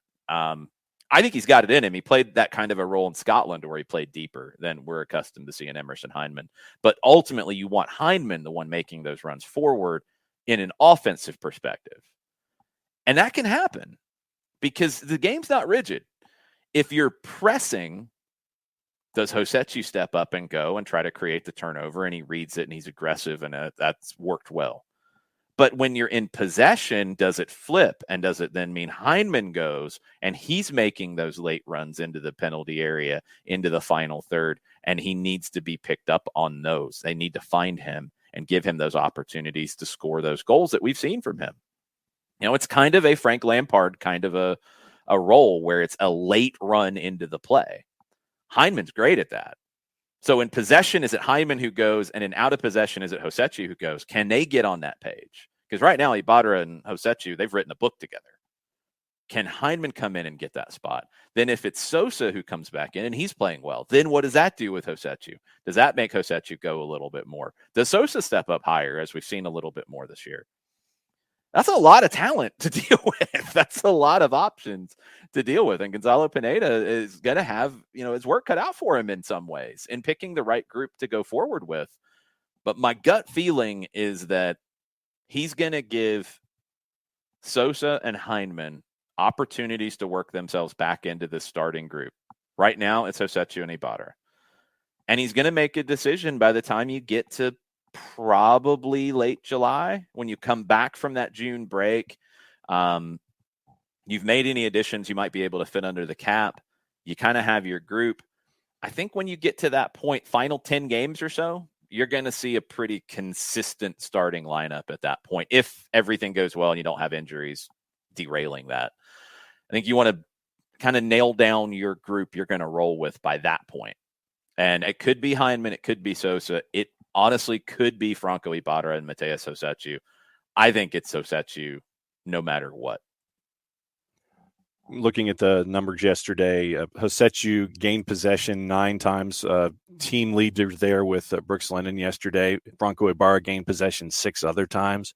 A lot of folks had that as a number up there, but you talk about Hosechu and Ibarra gaining possession 15 times in action yesterday. So that was another one of those big numbers that stood out to me. Yeah, brilliant. They're great. It's a great duo.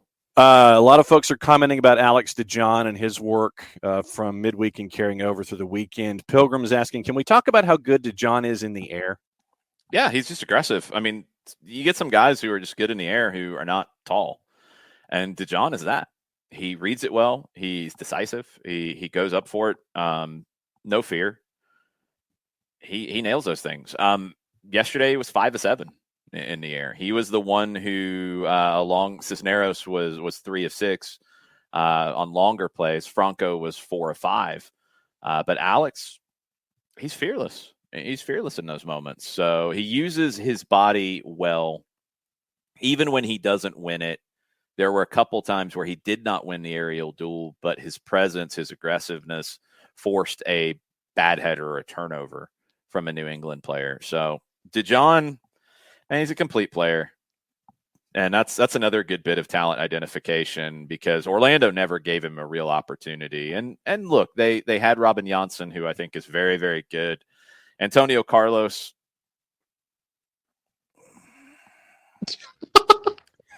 I mean, he's not bad, but could Alex DeJohn do what Antonio Carlos is doing? Yeah.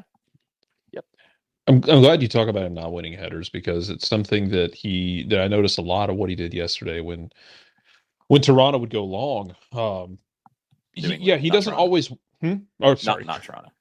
Where did Toronto come from? Because you talked about center backs not working, and my mind immediately went to Vanderwater. That's Orlando. What? I know. Well, you talked about whether or not Antonio Carlos is going to work as a center. Like if it could be better, I'm thinking like, man, what other center backs haven't worked? Oh, Vanderwater was bad. That was in Toronto though. No, Don't worry about it. Vanderwater's in Orlando. thought it was Oh, I'm Orlando. sorry, not Vander. Who He's a am I thinking? winger.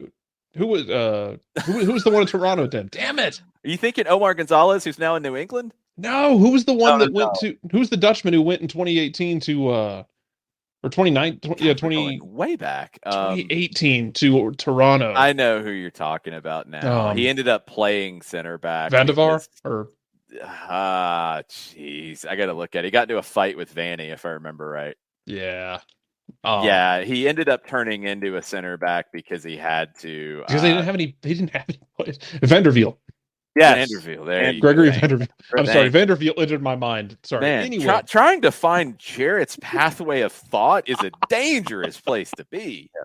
Anyway, I'm glad you mentioned that about him not winning headers, because even when New England goes long on those long balls, he doesn't win the header initially, but he's put so much pressure on a guy like Buxa that Buxa's not able to direct the header where he wants to. There's one in the second half that comes to mind where it's long, it's to Buxa, and as DeJohn gets there, he's able to get a head on it, but he can't bend it the way he wants to, and it ends up bouncing off his head and like landing at Gutman's feet or something harmlessly, and Atlanta just restarts because he was able to put pressure on. He didn't win the header, but he basically neutralized anything that Buxa wanted to do. Yeah, there's an art to aerial duels, and I think we always zero in on winning headers, but there's an art to it, knowing when you're not going to win the header, but throwing the other person off. It can be a bump. It can be kind of jumping into them a little bit. It can be kind of jumping in their line of sight if they want to head it on goal, kind of getting into that area to make it difficult for them. There's things you can do even when you don't go up and actually connect with the ball with your head. And DeJohn is such a smart player in those moments that even when he doesn't win an aerial duel, he wins it. And he's outside. I mean, Brooks Lennon is very underrated in the air. I think he's better offensively than defensively in the air. DeJohn might be the best one in the air in the roster. Really, really good. Aiden McFadden would like to argue that I must say Aiden McFadden might be the best one in the organization in the air. Yeah, but again, like as a center back in those roles, it's not really as something that he's as good at. DeJohn's really good in those situations. McFadden and Lennon are both really good as headers on offensive plays. I will just never forget. I think it was a Lou City game. It was Louisville, where they just kept popping headers over, popping long balls to the right side, and he was just winning like 80% of the headers. He was and matched up with a little tiny left back, and McFadden was the right back. He just kept jumping forward. Every time Rios Nova, I think it was Rocco in that game, every time they had the ball, McFadden would go up high. They'd play to him. He'd go up and win the header and start an attack. And Lou City had to change their left back at halftime. It was hilarious. It was amazing because it just kept happening over and over and over. And the look of absolute defeat on that poor left back's face. I felt like McFadden won like 10 aerial duels at halftime. It was ridiculous. It was amazing. Since we're talking about roster and the summer, Tesco's asking what type of signing do you make in the summer? Homegrown, vet, young American, via trade, etc. It's hard because we talked about this yesterday when I was on 92.9 The Game with Randy McMichael and Carl Dukes before the game. And if you get a chance, if you're in the stadium early, if you get a chance, generally 92.9's out on the front porch by the Falcon. Go by and say hey to folks. It was cool to meet some folks as well. We talked about it. Like it's not a like for like kind of situation here on multiple reasons of, okay, you have people out, you have a window coming up. What can you do? Number one, you don't get like for like cap relief. You have guys that are affecting your cap that are injured and can't play. And my assumption, and this is something we've talked about since 2017 and before, with MLS, we do not know how much cap space teams have. We don't have an educated guess. We don't have anything like the information that the NBA, that the NFL, and pundits there, and hockey as well, the NHL. Like, you can have people who will go so far down the rabbit hole of cap workarounds and space. You can have the conversation. And I was telling Carl and Randy this. It's like, you guys do such a good job of breaking it down, what the Falcons can do with what they have on the cap, where they have to manage the cap, where they can move this player and create more cap space. We don't know. We have no idea. We don't know any of that. But I think it is a safe assumption based off the roster that was built, that, by the way, is pretty freaking good. They spend a lot of money on it. So you didn't have a bunch of extra cap space just languishing. So, okay. You got a little bit of cap relief because of one of the injuries. And that, again, MLS rules, they're a little silly. Kansas City's dealing with it too, with two designated players out, and you're not going to be able to replace them. So, yeah. So you don't have cap space to work with a lot anyway. So you're not going to be able to make like a big, huge signing. You can't make it work. And if anybody wants to criticize that, then I got nothing for you, because this is a good roster. But now you've lost some good players on that roster. And the other side of this is you're not expecting Miles Robinson to be done. So you're not looking for a new center back to play in place of Miles Robinson forever. That's not easy to find. That's not an easy solution. Joseph, you were able to solve it, at least temporarily, with Cisneros coming in. Cool, good delivery on that, because at least you got an MLS Player of the Week out of him. You got 4 goals out of him already. Pretty good stuff. But you expect Joseph to be the guy. You've got to give him every opportunity to be the guy. So, what are you looking for in the window? With where things are right now, and looking at this team, I don't think you're looking for anything at outside back. Goalkeeper, I don't think you're looking for anything just yet either. I really, truly don't. I know that was one of the number one things, and multiple people tweeted it at me about Shuttleworth after giving up a goal and taking a lot of the blame for it, that now you got to go get another goalkeeper, or you got to play Rocco. I don't think either one of those things are true. I think you're going with what you got. If anything, you might be looking, and you have Justin Garces, who, if you have to cancel the loan and make him fit on your roster, that's a lot easier to do. I don't think you're doing anything at goalkeeper. I don't think you're doing anything at fullback with Lennon, with Hernandez, with Gutman, with Wiley, with Ambrose. I don't think you need to do anything there. Center back right now, you've got Alan Franco, you've got Alex DeJohn, you've got George Campbell, you've got Bryce Washington on MLS deal. He has not shown the ability to make that jump yet. You've got Noah Cobb coming next year. Can you make him fit on the roster this year? Potentially.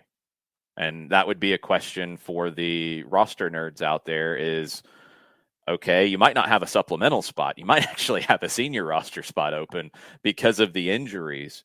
Can he fit there and then next year move into a supplemental spot? I believe so. It'd be dumb if you couldn't.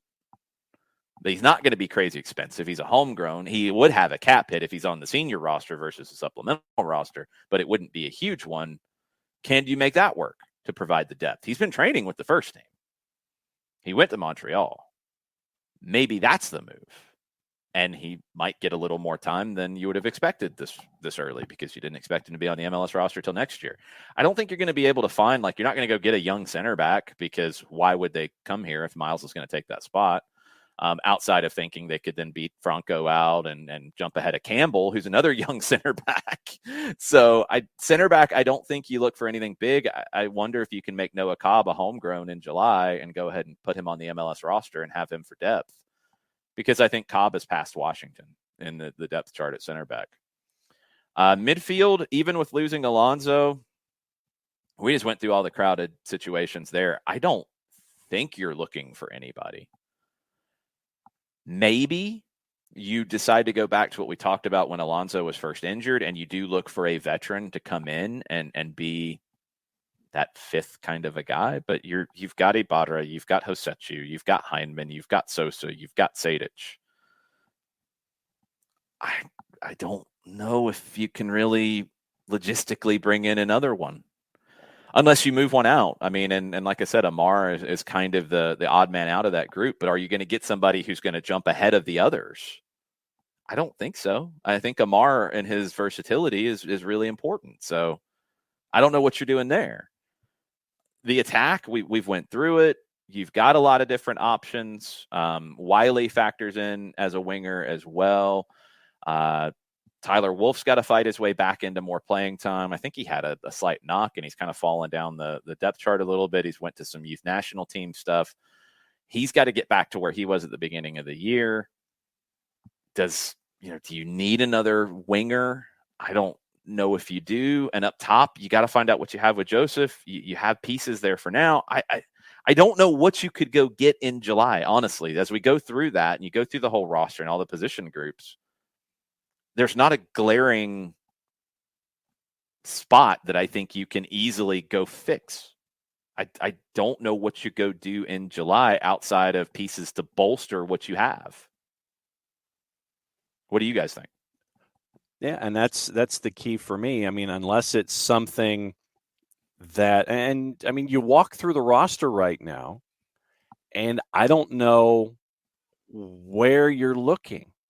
I mean, you're getting contributions from folks that you've scouted really well. I mean, Cisneros obviously is the example of that. And with what you have with the twos, in a case like a Noah Cobb who has passed Bryce Washington, I think that with the confidence that Gonzalo Pineda has seen and the glowing reviews that Pineda has given a guy like Noah Cobb, he's not afraid to bring in a player who's young. And obviously when Caleb Wiley is healthy, then you've got him back as a part of your equations too. And so I don't know really where you would be looking, because if you operate under the assumption that yes, everyone will be back, that can be back with injuries, then what does that leave you in trying to find something? And I don't know. Get specific, you're talking about Joseph coming back. And yeah, that's the only one that you're talking about coming back. The short-term injuries, I'm not even factoring in. Like, of course, Wiley will be back. We know that. It's the longer-term issues. The only one is Joseph, and you're not going to replace Joseph right now. You go get Matthew Hoppe. Now, that's one that was hot and heavy there for a minute. Mallorca they'll be done by the time you get to the July window. Where they are right now in La Liga and their situation, if they get relegated, I think they're possibly more likely to make the move here. Right. They are right now safe. They are level on points with Cadiz going into the last week. Levante's 4 back. So Levante's out. It comes down to Granada on 37, Mallorca on 36, Cadiz on 36. I guess getting into very complicated situations, Getafe and Elche on 39 are still in the mix, but really not with that many bodies in front of them.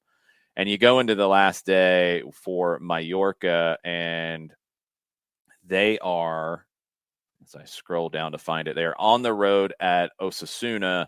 Cadiz is on the road at Alaves. Alaves is on the bottom. So Cadiz on the road, you would expect that they could get 3 points against a team that is worse than them, one of the two teams in the league worse than them. And Mallorca at Osasuna. Osasuna is 9th, mid-table. That's going to be tough. The end of the season, they're going to be far more likely than they were before the first window closed to move Hoppe. Hoppe, if you were looking at him then, I would assume you can fit him into your cap because he'd be U22, so that's a very low cap hit. He gives you an option up top, but he also gives you an option on the wing. And for everybody who got riled up when Jake Mulroney was traded, you needed the extra room you got with cap space, and also that might make it where Hoppe can come in. And don't forget what Pineda said about Cisneros being able to play wide in those positions as well. And what we've seen from him, I can absolutely see him playing wide in the way Atlanta United plays. So even that position that I was kind of like, well, maybe they could use an extra piece. If Hoppe is one of them and Cisneros plays wide when Joseph is in the team, well, then you've got those pieces, along with Tyler Wolf, along with Caleb Wiley. So I don't know what you would be really targeting, Jarrett. When we go through it in that detail, there's not a spot that jumps out to me because one, you just don't have a lot of room to work with, and two, you're pretty well covered. Yeah, I mean, you're pretty well covered in the sense that you've got guys who can step in there. You can drop Santiago Sosa back if you have He can to play as a take center back care if needed, right? to handle that. You still have hardships that you can call upon if you want to, start burning those, whether it's a guy like Orji coming up who's done really well with the twos in his limited moments.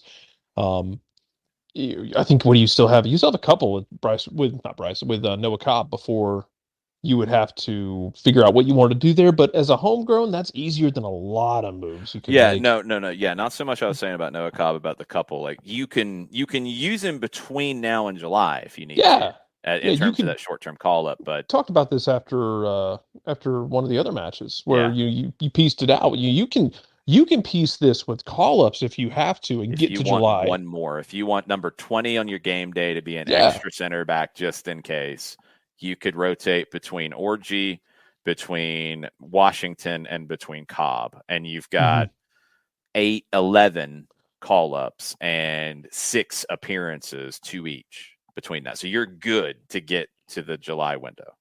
It's just been a weird year in the sense that, yeah, of course you don't ever game plan for Miles Robinson to pop his Achilles.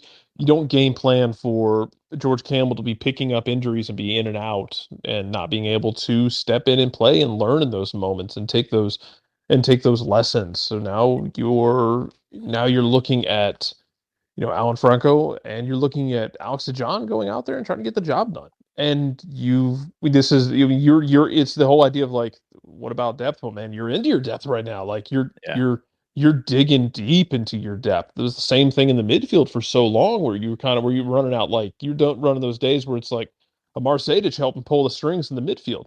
Look, Marseille is a professional player by all stretches. Had some really good games doing it, but he's not your first choice guy. He's in there because you're digging into the bedrock of your depth. You did the same thing with a couple of years ago when you had Chris McCann playing left back for like 3 months. Yeah, and in 18 that was critical to get Breck you through Shea, to Garza coming back. Yeah, and then you get Breck Shea doing it in 19 because you had George Bello not able to go, and you're digging. Got hurt game 1. Yeah, you're digging so deep into the bedrock of your depth. Yeah. And depth only goes so far, and especially it happens at such a tough time where, you're in that narrow space in between the windows. But you still have depth. Like that's the thing. Even going through, yeah, you have depth, but you can't really do anything right now. If you wanted to add something from the outside, you can't. You just got to bridge it. Yeah, you just got to bridge it. Right, and I don't even know. Maybe another center back if you can get somebody on loan, but I mean, you're not like. Would you rather do that than just go ahead and bring Noah up as an MLS player? Probably not. I think you've got so many central midfielders that you're not really looking for another one. Ibarra's development, Hosechu's emergence as a leader. I don't think you have to go get him. I'd mentioned Darwin Soren before. I don't think you have to go get somebody like that now. The other thing that I brought up on stoppage time last week, when you start looking at guys that maybe you go try to get, he'd have to go through the allocation order, so you'd have to trade, which I don't think you'd be able to make fit. But Tim Ream, a veteran that if you brought him in to be here for 18 months, who I doubt will be going back to the Premier League with Fulham, although that's not a definite. He's been there for so long that they might have him come back up with Fulham. But if he became available, you'd have to move up in the allocation order to get him.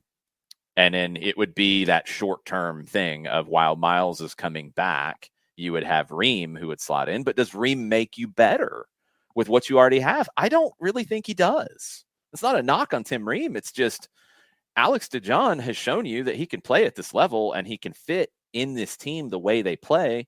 And George Campbell has all the potential in the world. He's played so much this season. It's only been like right right now that he's had a slight injury that has held him up.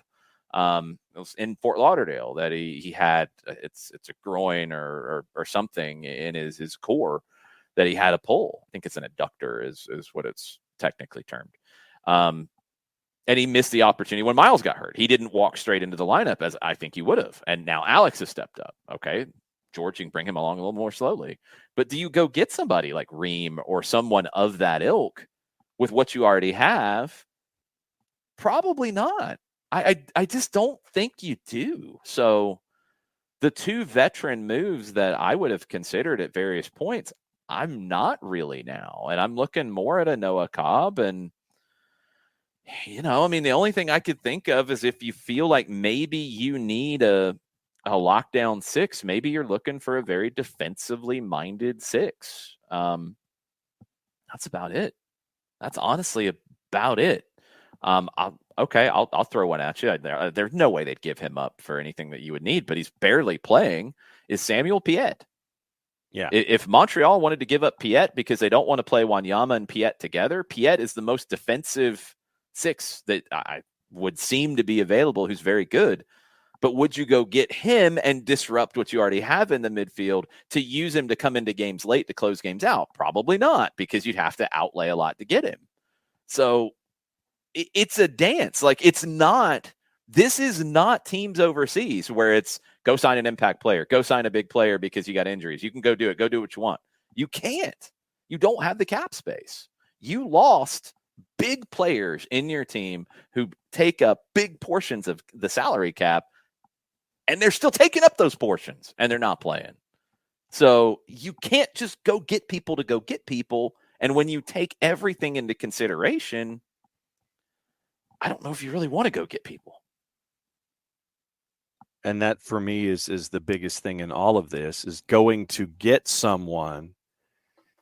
It's that whole cost benefit analysis. You have folks who are already in your system, who are a part of what's going on a daily basis. They may not be a part of your 18s or your 20s, but they're there and they understand what's going on. If you go and get someone like a Piette or something like that, the cost of bringing him in plus the integration time, yes, he's an experienced player and can do his job very well, but he has to get used to the system. He has to get used to what he's being asked to do in an entirely different setup. And that, for me, it's like you're losing time and any kind of momentum of bringing somebody in, because the resources, I think, are already there for you.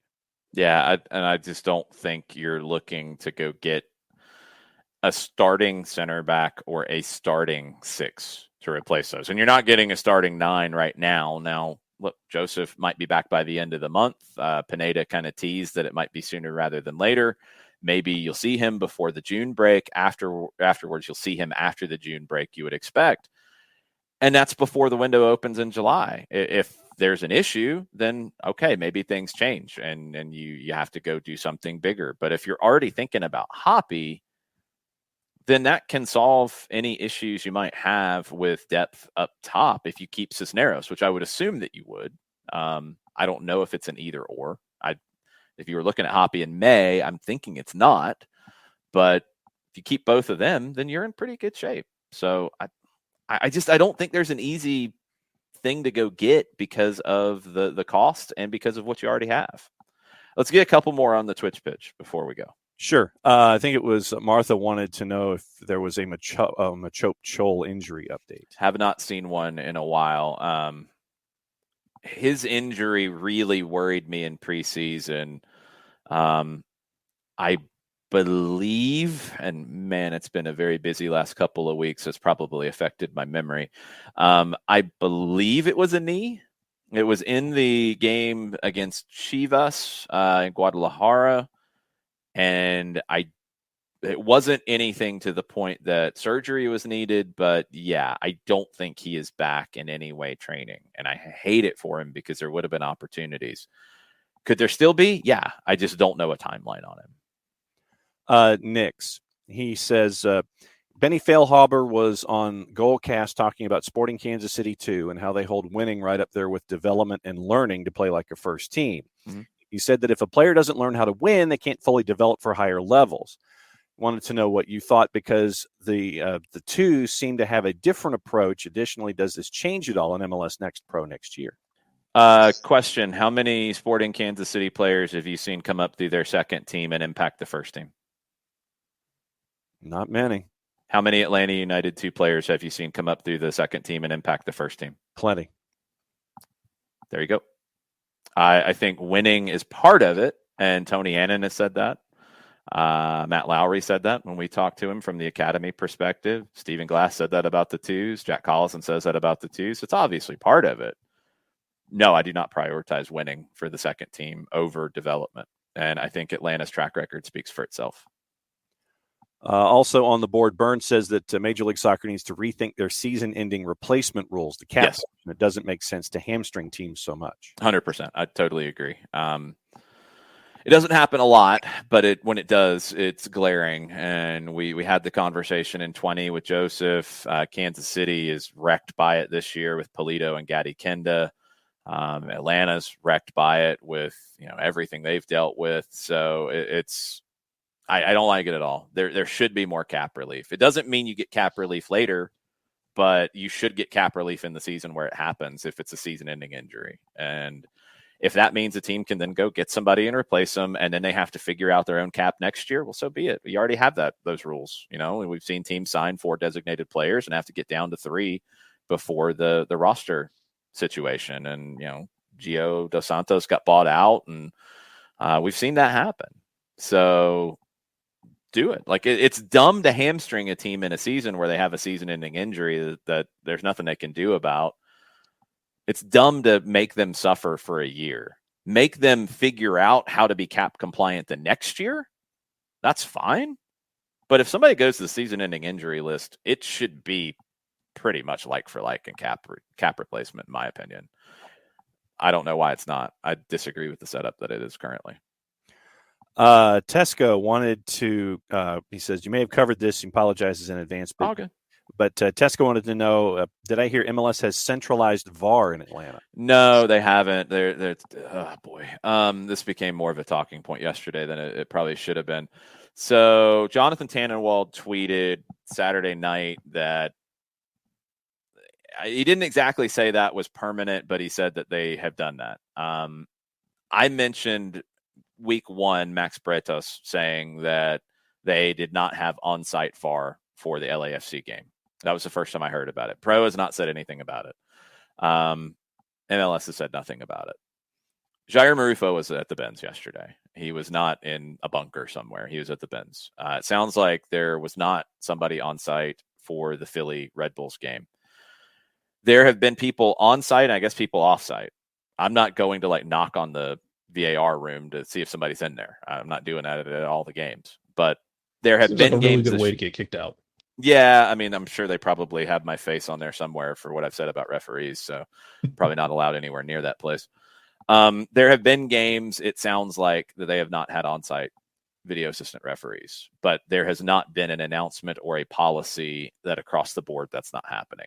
It is very, I guess, fluid. I don't know if they're testing things out. I don't know if they're trialing it. I don't know if it's just how things have happened sometimes. I have no idea, but it is not an across the board thing. No. And the league has said nothing about any of it. And now maybe because of Jonathan's tweet, they'll have to, which I wish they would, because it's a little confusing. Although we did have fun trying to figure out where you would put centralized VAR. Magic City's kitchen was a very popular answer. They'd probably be a little distracted. I was going to say they'd be a little distracted by lots of things. You get a plate of catfish nuggets for every decision you get right. There you go. I mean, that'd be good inducement. But they might get the sauce on their fingers, not be able to hit the button fast enough to buzz down. True. And when they're eating the Lou Will wings. That's a trade-off. I also suggested Johnny's Hideaway. That'd be really dangerous. They'd be on the dance floor. That'd be a problem. Yeah, I don't know. I don't know where it's going to go. You also, more than anything, again, I don't care if it's centralized or not. You need dedicated video assistant referees.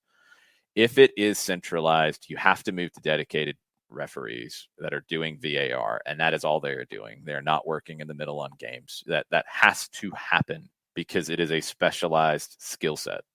They need to be treated as specialized, skilled referees to do that, just like an AR is. VAR has to be the same thing, whether they're centralized or not. Let's see. David says, is it possible some owners might not want cap relief? It gives them an excuse to not spend. Atlanta, I'm sure, would use it, but others might want an excuse. No, that doesn't make any sense. I don't think it does, David, because it's not the cheap owners. Sure, they're going to fight the cap not going up, but they're not going to be happy about a player being done for the season and not being able to replace them. I mean, I think at times maybe there's an idea that the owners who don't want to spend as much do not want to win. And I don't think that's the case. I do disagree with that. So if a owner who doesn't want the cap to go up loses their biggest investment for the year, I think they're going to want to replace that player for competitive reasons. So I don't think that's the case. If it is, then that's a really short-sighted, dumb mentality. But I don't think that's the case. I think it's maybe overthinking the idea of, well, this would help them too much. No, you lost a player for the season. You can put, I mean, it's pretty much restricted as it is. Like if you go on the season-ending injury list, you ain't coming back. Yeah. It's not a 6-week or 10-week or 2-month injury list. It's season-ending. They're done for the year. You can't bring them back to the roster. And you can't do that because they hurt their feelings because they're not very good. You can only do that in an injury situation. So how could you game the system? You can't. Stop overthinking it. Give the cap relief. Ricky Ricardo and a couple of folks in the Twitch pitch have said that Tim Ream has re-signed with Fulham as of a week ago. So he's going to stay at Craven Cottage. My bad. I messed one up. My bad. I'm sorry. I can't keep up with everything. My bad. Since Storm Chaser Kevin about our Sporting Kansas City 2 discussion says, does anyone actually care if the Gwinnett Stripers win? Nah, we just want our kids playing. Yeah, you want them playing and you want them learning the right way and you want them to fit into the first team. Now, baseball's a little different, but it is more reps. But yeah, like you're not. I think that's a short-sighted way of looking at it, and I'd like to know the full context of the conversation because I do not think Benny Feilhaber, as a new coach with Sporting Kansas City 2, would be prioritizing winning over player development. But is winning part of player development? Yeah, 100% it is. Youngest kids? No. Youngest kids, you're talking U13s, U12s? Nuh-uh. Do not get hung up on winning. If you are at a club where they are hung up on winning at 10, 11, 12-year-olds, go find another club if your player's not developing alongside that. If winning trumps player development for those ages, you're in the wrong place. As you get older, winning becomes more important in that development. At a reserve team level, it is absolutely part of the development. And everybody here has talked about that, but it doesn't go ahead of the development of the player because ultimately the second team manager has to develop players to fit the first team and who are ready for the first team, period. Winning the second division title does not do anything for you. It doesn't. It doesn't get you anything. If you do that at the expense of developing players for the first team, you're in the wrong spot. If you do that as part of developing players for the first team and you're playing the way you want those players to play and they're getting the minutes they need to get and they're producing, that's a bonus. But it can't be the number one thing. Colonel was wondering about the performance of centralized VAR with it being. No, I don't even know where it is. That's the thing. I can't even say because I don't know we don't know. Like it doesn't tell us on match notes. It's not announced like, okay, this VAR is centralized. This one is not. I don't know, for example, well, it doesn't matter because he sent it down correctly. If Rivero in Fort Lauderdale, I don't know if he was in Fort Lauderdale or if he wasn't, but that had nothing to do with him. He did the right thing. I don't know. There's no way to know. It's not about being centralized versus not being centralized to me. That's a red herring in my opinion. It ultimately should be, but the bigger reason why it should be is that way you have a pool of video assistant referees that are in one place that's all they do. Like if you're going to do it the way they're doing it now, you're going to have to put centralized VAR. And Mike pointed this out when we were talking about it yesterday.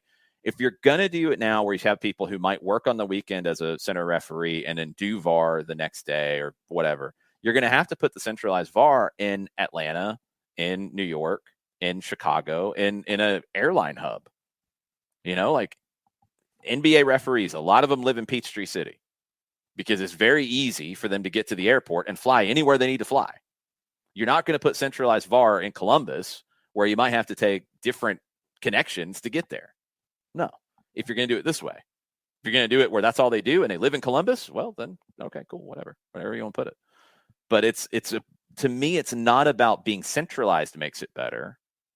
It can. It's not a dramatic difference. The dramatic difference is having people, that's all they do. And that's what they focus on. And question from Dr. D, since Sporting Kansas City popped up in the discussion. Dr. D was wondering, what happened to Sporting Kansas City against Portland? They have 2 designated players down, and they didn't replace Ilie Sanchez, and they are a mess right now. And Peter Vermes probably broke a lot of property after that one. And I can't say that I blame him, and I'm sure he cut a check to pay for whatever property he broke in Portland. But, yeah, they're a mess. They've lost their confidence. They didn't do a good job building the roster, and that's on Vermes. Missing Ilie, huge, no matter if you have Polito and Kenda or not. But when you don't have the 6 right, and you lose your number 10, and you lose your forward, poof. Here's the difference. Why Atlanta's able to get what they're getting right now versus what Kansas City's doing what they're doing. Here's the difference. The roster was built the right way to begin with. Kansas City didn't replace Ilie properly. They probably should have re-signed him to begin with. They didn't. That was an issue. And now you lose players on top of that, and it's an even bigger glaring issue. Atlanta has lost players due to the injury, but we just went through all the depth. They've been able to handle it. Are they as good as they would have been? No. You wish you had Miles Robinson, Joseph Martinez, Brad Kazan, Osvaldo Alonso. You'd be better. But are you losing 7-2? No, you're not. You're far more competitive. You're playing very well. The roster has to be constructed right in the first place. And I think Vermes got it wrong at the 6. And that's the biggest issue that they could control. The other stuff would hurt them no matter what, but they haven't had the people replace those players, and they were missing the 6, and it's all glaring right now, and they've lost all their confidence. I wonder if they ever look back and think, what if we had kept Mushagalusa around and brought him up and given him a shot in a year like this?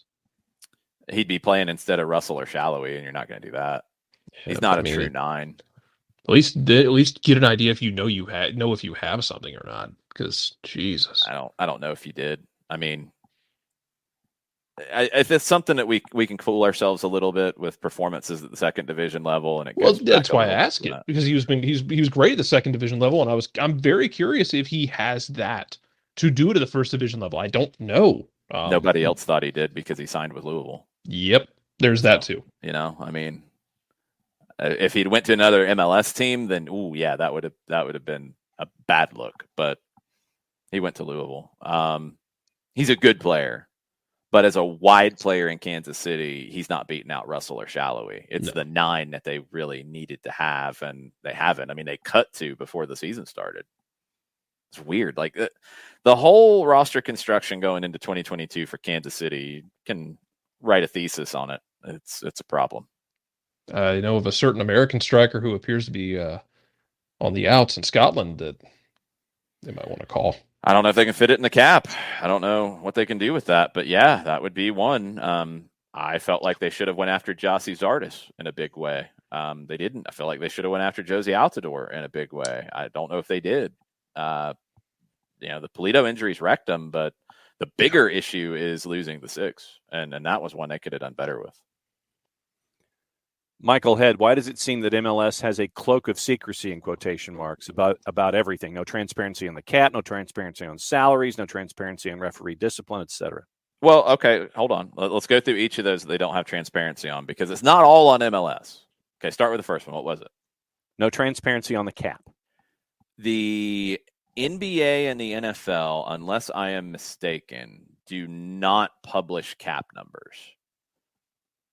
Reporters are able, and look, it's because agents are willing to give it to, or clubs are willing to leak it or whatever, but reporters report where salaries and contracts are signed. Now, you also don't have to deal with GAM, which makes it more complicated. So that would obviously make this even more complicated. But at least you'd have a point to be able to guess how much GAM is being used, because you'd know where the salaries are. The NBA salary cap, people who report it. You know how much it is, but like Spotrac is one, Hoops Hype is another. It's not on the NBA website is what I'm getting at. Yeah. It's not like they're saying this is what we have. It's the way it's being reported. You have people reporting salaries. You know how salaries and contracts are being signed, and you're able to do the work and create hoops hype and create your website and create your salary cap setup and go through it. And they have all kinds of crazy permutations with mid-level exceptions and bird rights, and it gets complicated, but people can do it. Yep. Can't do that in MLS. And I think MLS would benefit by making some of that stuff public, but it's not public in other sports. People get the information and then create the stories around it. That's not happening in American soccer. So that's one aspect of it where MLS could help that process, but it's not like they're not doing something the NBA or NFL is. Those leagues don't do that either. No transparency on salaries. No, that's actually transparent. The Players Association issues that. They issue that. They do it twice a year. So that part, no, that's actually transparent. And then no transparency on referee discipline. That's on Pro. Now, and Pro is not run by the league, and this is a little different this probably would require like a much deeper dive into it, but in some leagues, and MLS is not one, the Premier League would not be one. Some leagues that have broken away from the federation would not be one. Brazil, we've had this conversation about the Brasileiro breaking away from the federation and being run on its own. They would then be like MLS or the Premier League. In some leagues, the league is actually run by the federation, period. So the federation oversees referees. They oversee the league. It's all connected. MLS is not. Premier League is not. Others are not. Pro is who handles referees. They're the ones who make these announcements. Now, I don't know the contract working relationship, etc., in how that could be done. Could MLS say to Pro, we want that referee suspended for a week, for 2 weeks, for 3 weeks, whatever? I don't know if they can, the way everything's set up.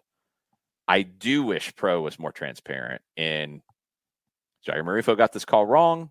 Jair Marufo is working as VAR this week instead of being on the field. Jair Marufo's done 2 games as VAR over the past month, and he's only done 14 now as a VAR in his career. Is that prepping for the World Cup? I don't know. Maybe. I have no idea. Seems kind of weird after the incident in Fort Lauderdale. That needs to be transparent. That's not purely on MLS. And I'm not sure exactly how much of a percentage I could say it's on MLS because that's Pro who runs referees and assignments and all of that. And Pro is somewhere in between the federation and the league. The league doesn't have unilateral control of referees, is the most important way to say it. I don't know how much say they have and how much say they could make publicly to make things transparent. That's more on Pro. I don't know where it falls in terms of how much. So the league does need to be more transparent. Don't get me wrong, but it's not all purely on the league. I wish they'd simplify the rules. I wish that more was given. And look, if they got a prompt, if they got to say, all right, we don't have Woj, we don't have Shams, we don't have these people doing this who cover the league, we got to give more so then people can have their conversations about the salary cap and go ad nauseum about, well, they can fit this person, and they can use a mid-level exception, and they can do this, and they can do that, and they can trade the mid-level exception, and then they can, magically create a third one, and blah, blah, blah, blah. That you can do that in the NBA, except maybe I don't think you can create a mid-level exception. But you can do all that there. We can't do that in soccer. So we get into this conversation about Atlanta United, and we're like, you got not a lot of cap space. If the league has to give more than the others do because of the environment that they're in, they should do it. They should do it. But they're not doing something the other leagues are doing right now. They might have to go a step beyond. And they might have to fight to be even more transparent, to get more conversation around it, to better the product and the conversation about it. But that's a whole nother set of topics that we could go down a road and really get ourselves in trouble. Not going to do that now. I do think the league needs to fight harder to be more transparent, but those issues are not purely on the league. Michael says he understands Pro is separate from MLS. However, MLS employs Pro. MLS could demand more transparency since MLS is the customer. Kind of, but they have to employ pro. Like, that's the problem. It's not like they could go employ some other referees association. There's not one. Like, they can't. It's not like high school where there's multiple referee organizations, and if you are in a region, you can work. I don't even know if the region decides it or if it's school by school. You can work with different referee organizations during the season. It's not like that. It's not like college where you can do that either, where you can work with certain assigners. You got one. Like, that's it. So, like, how much can you really demand?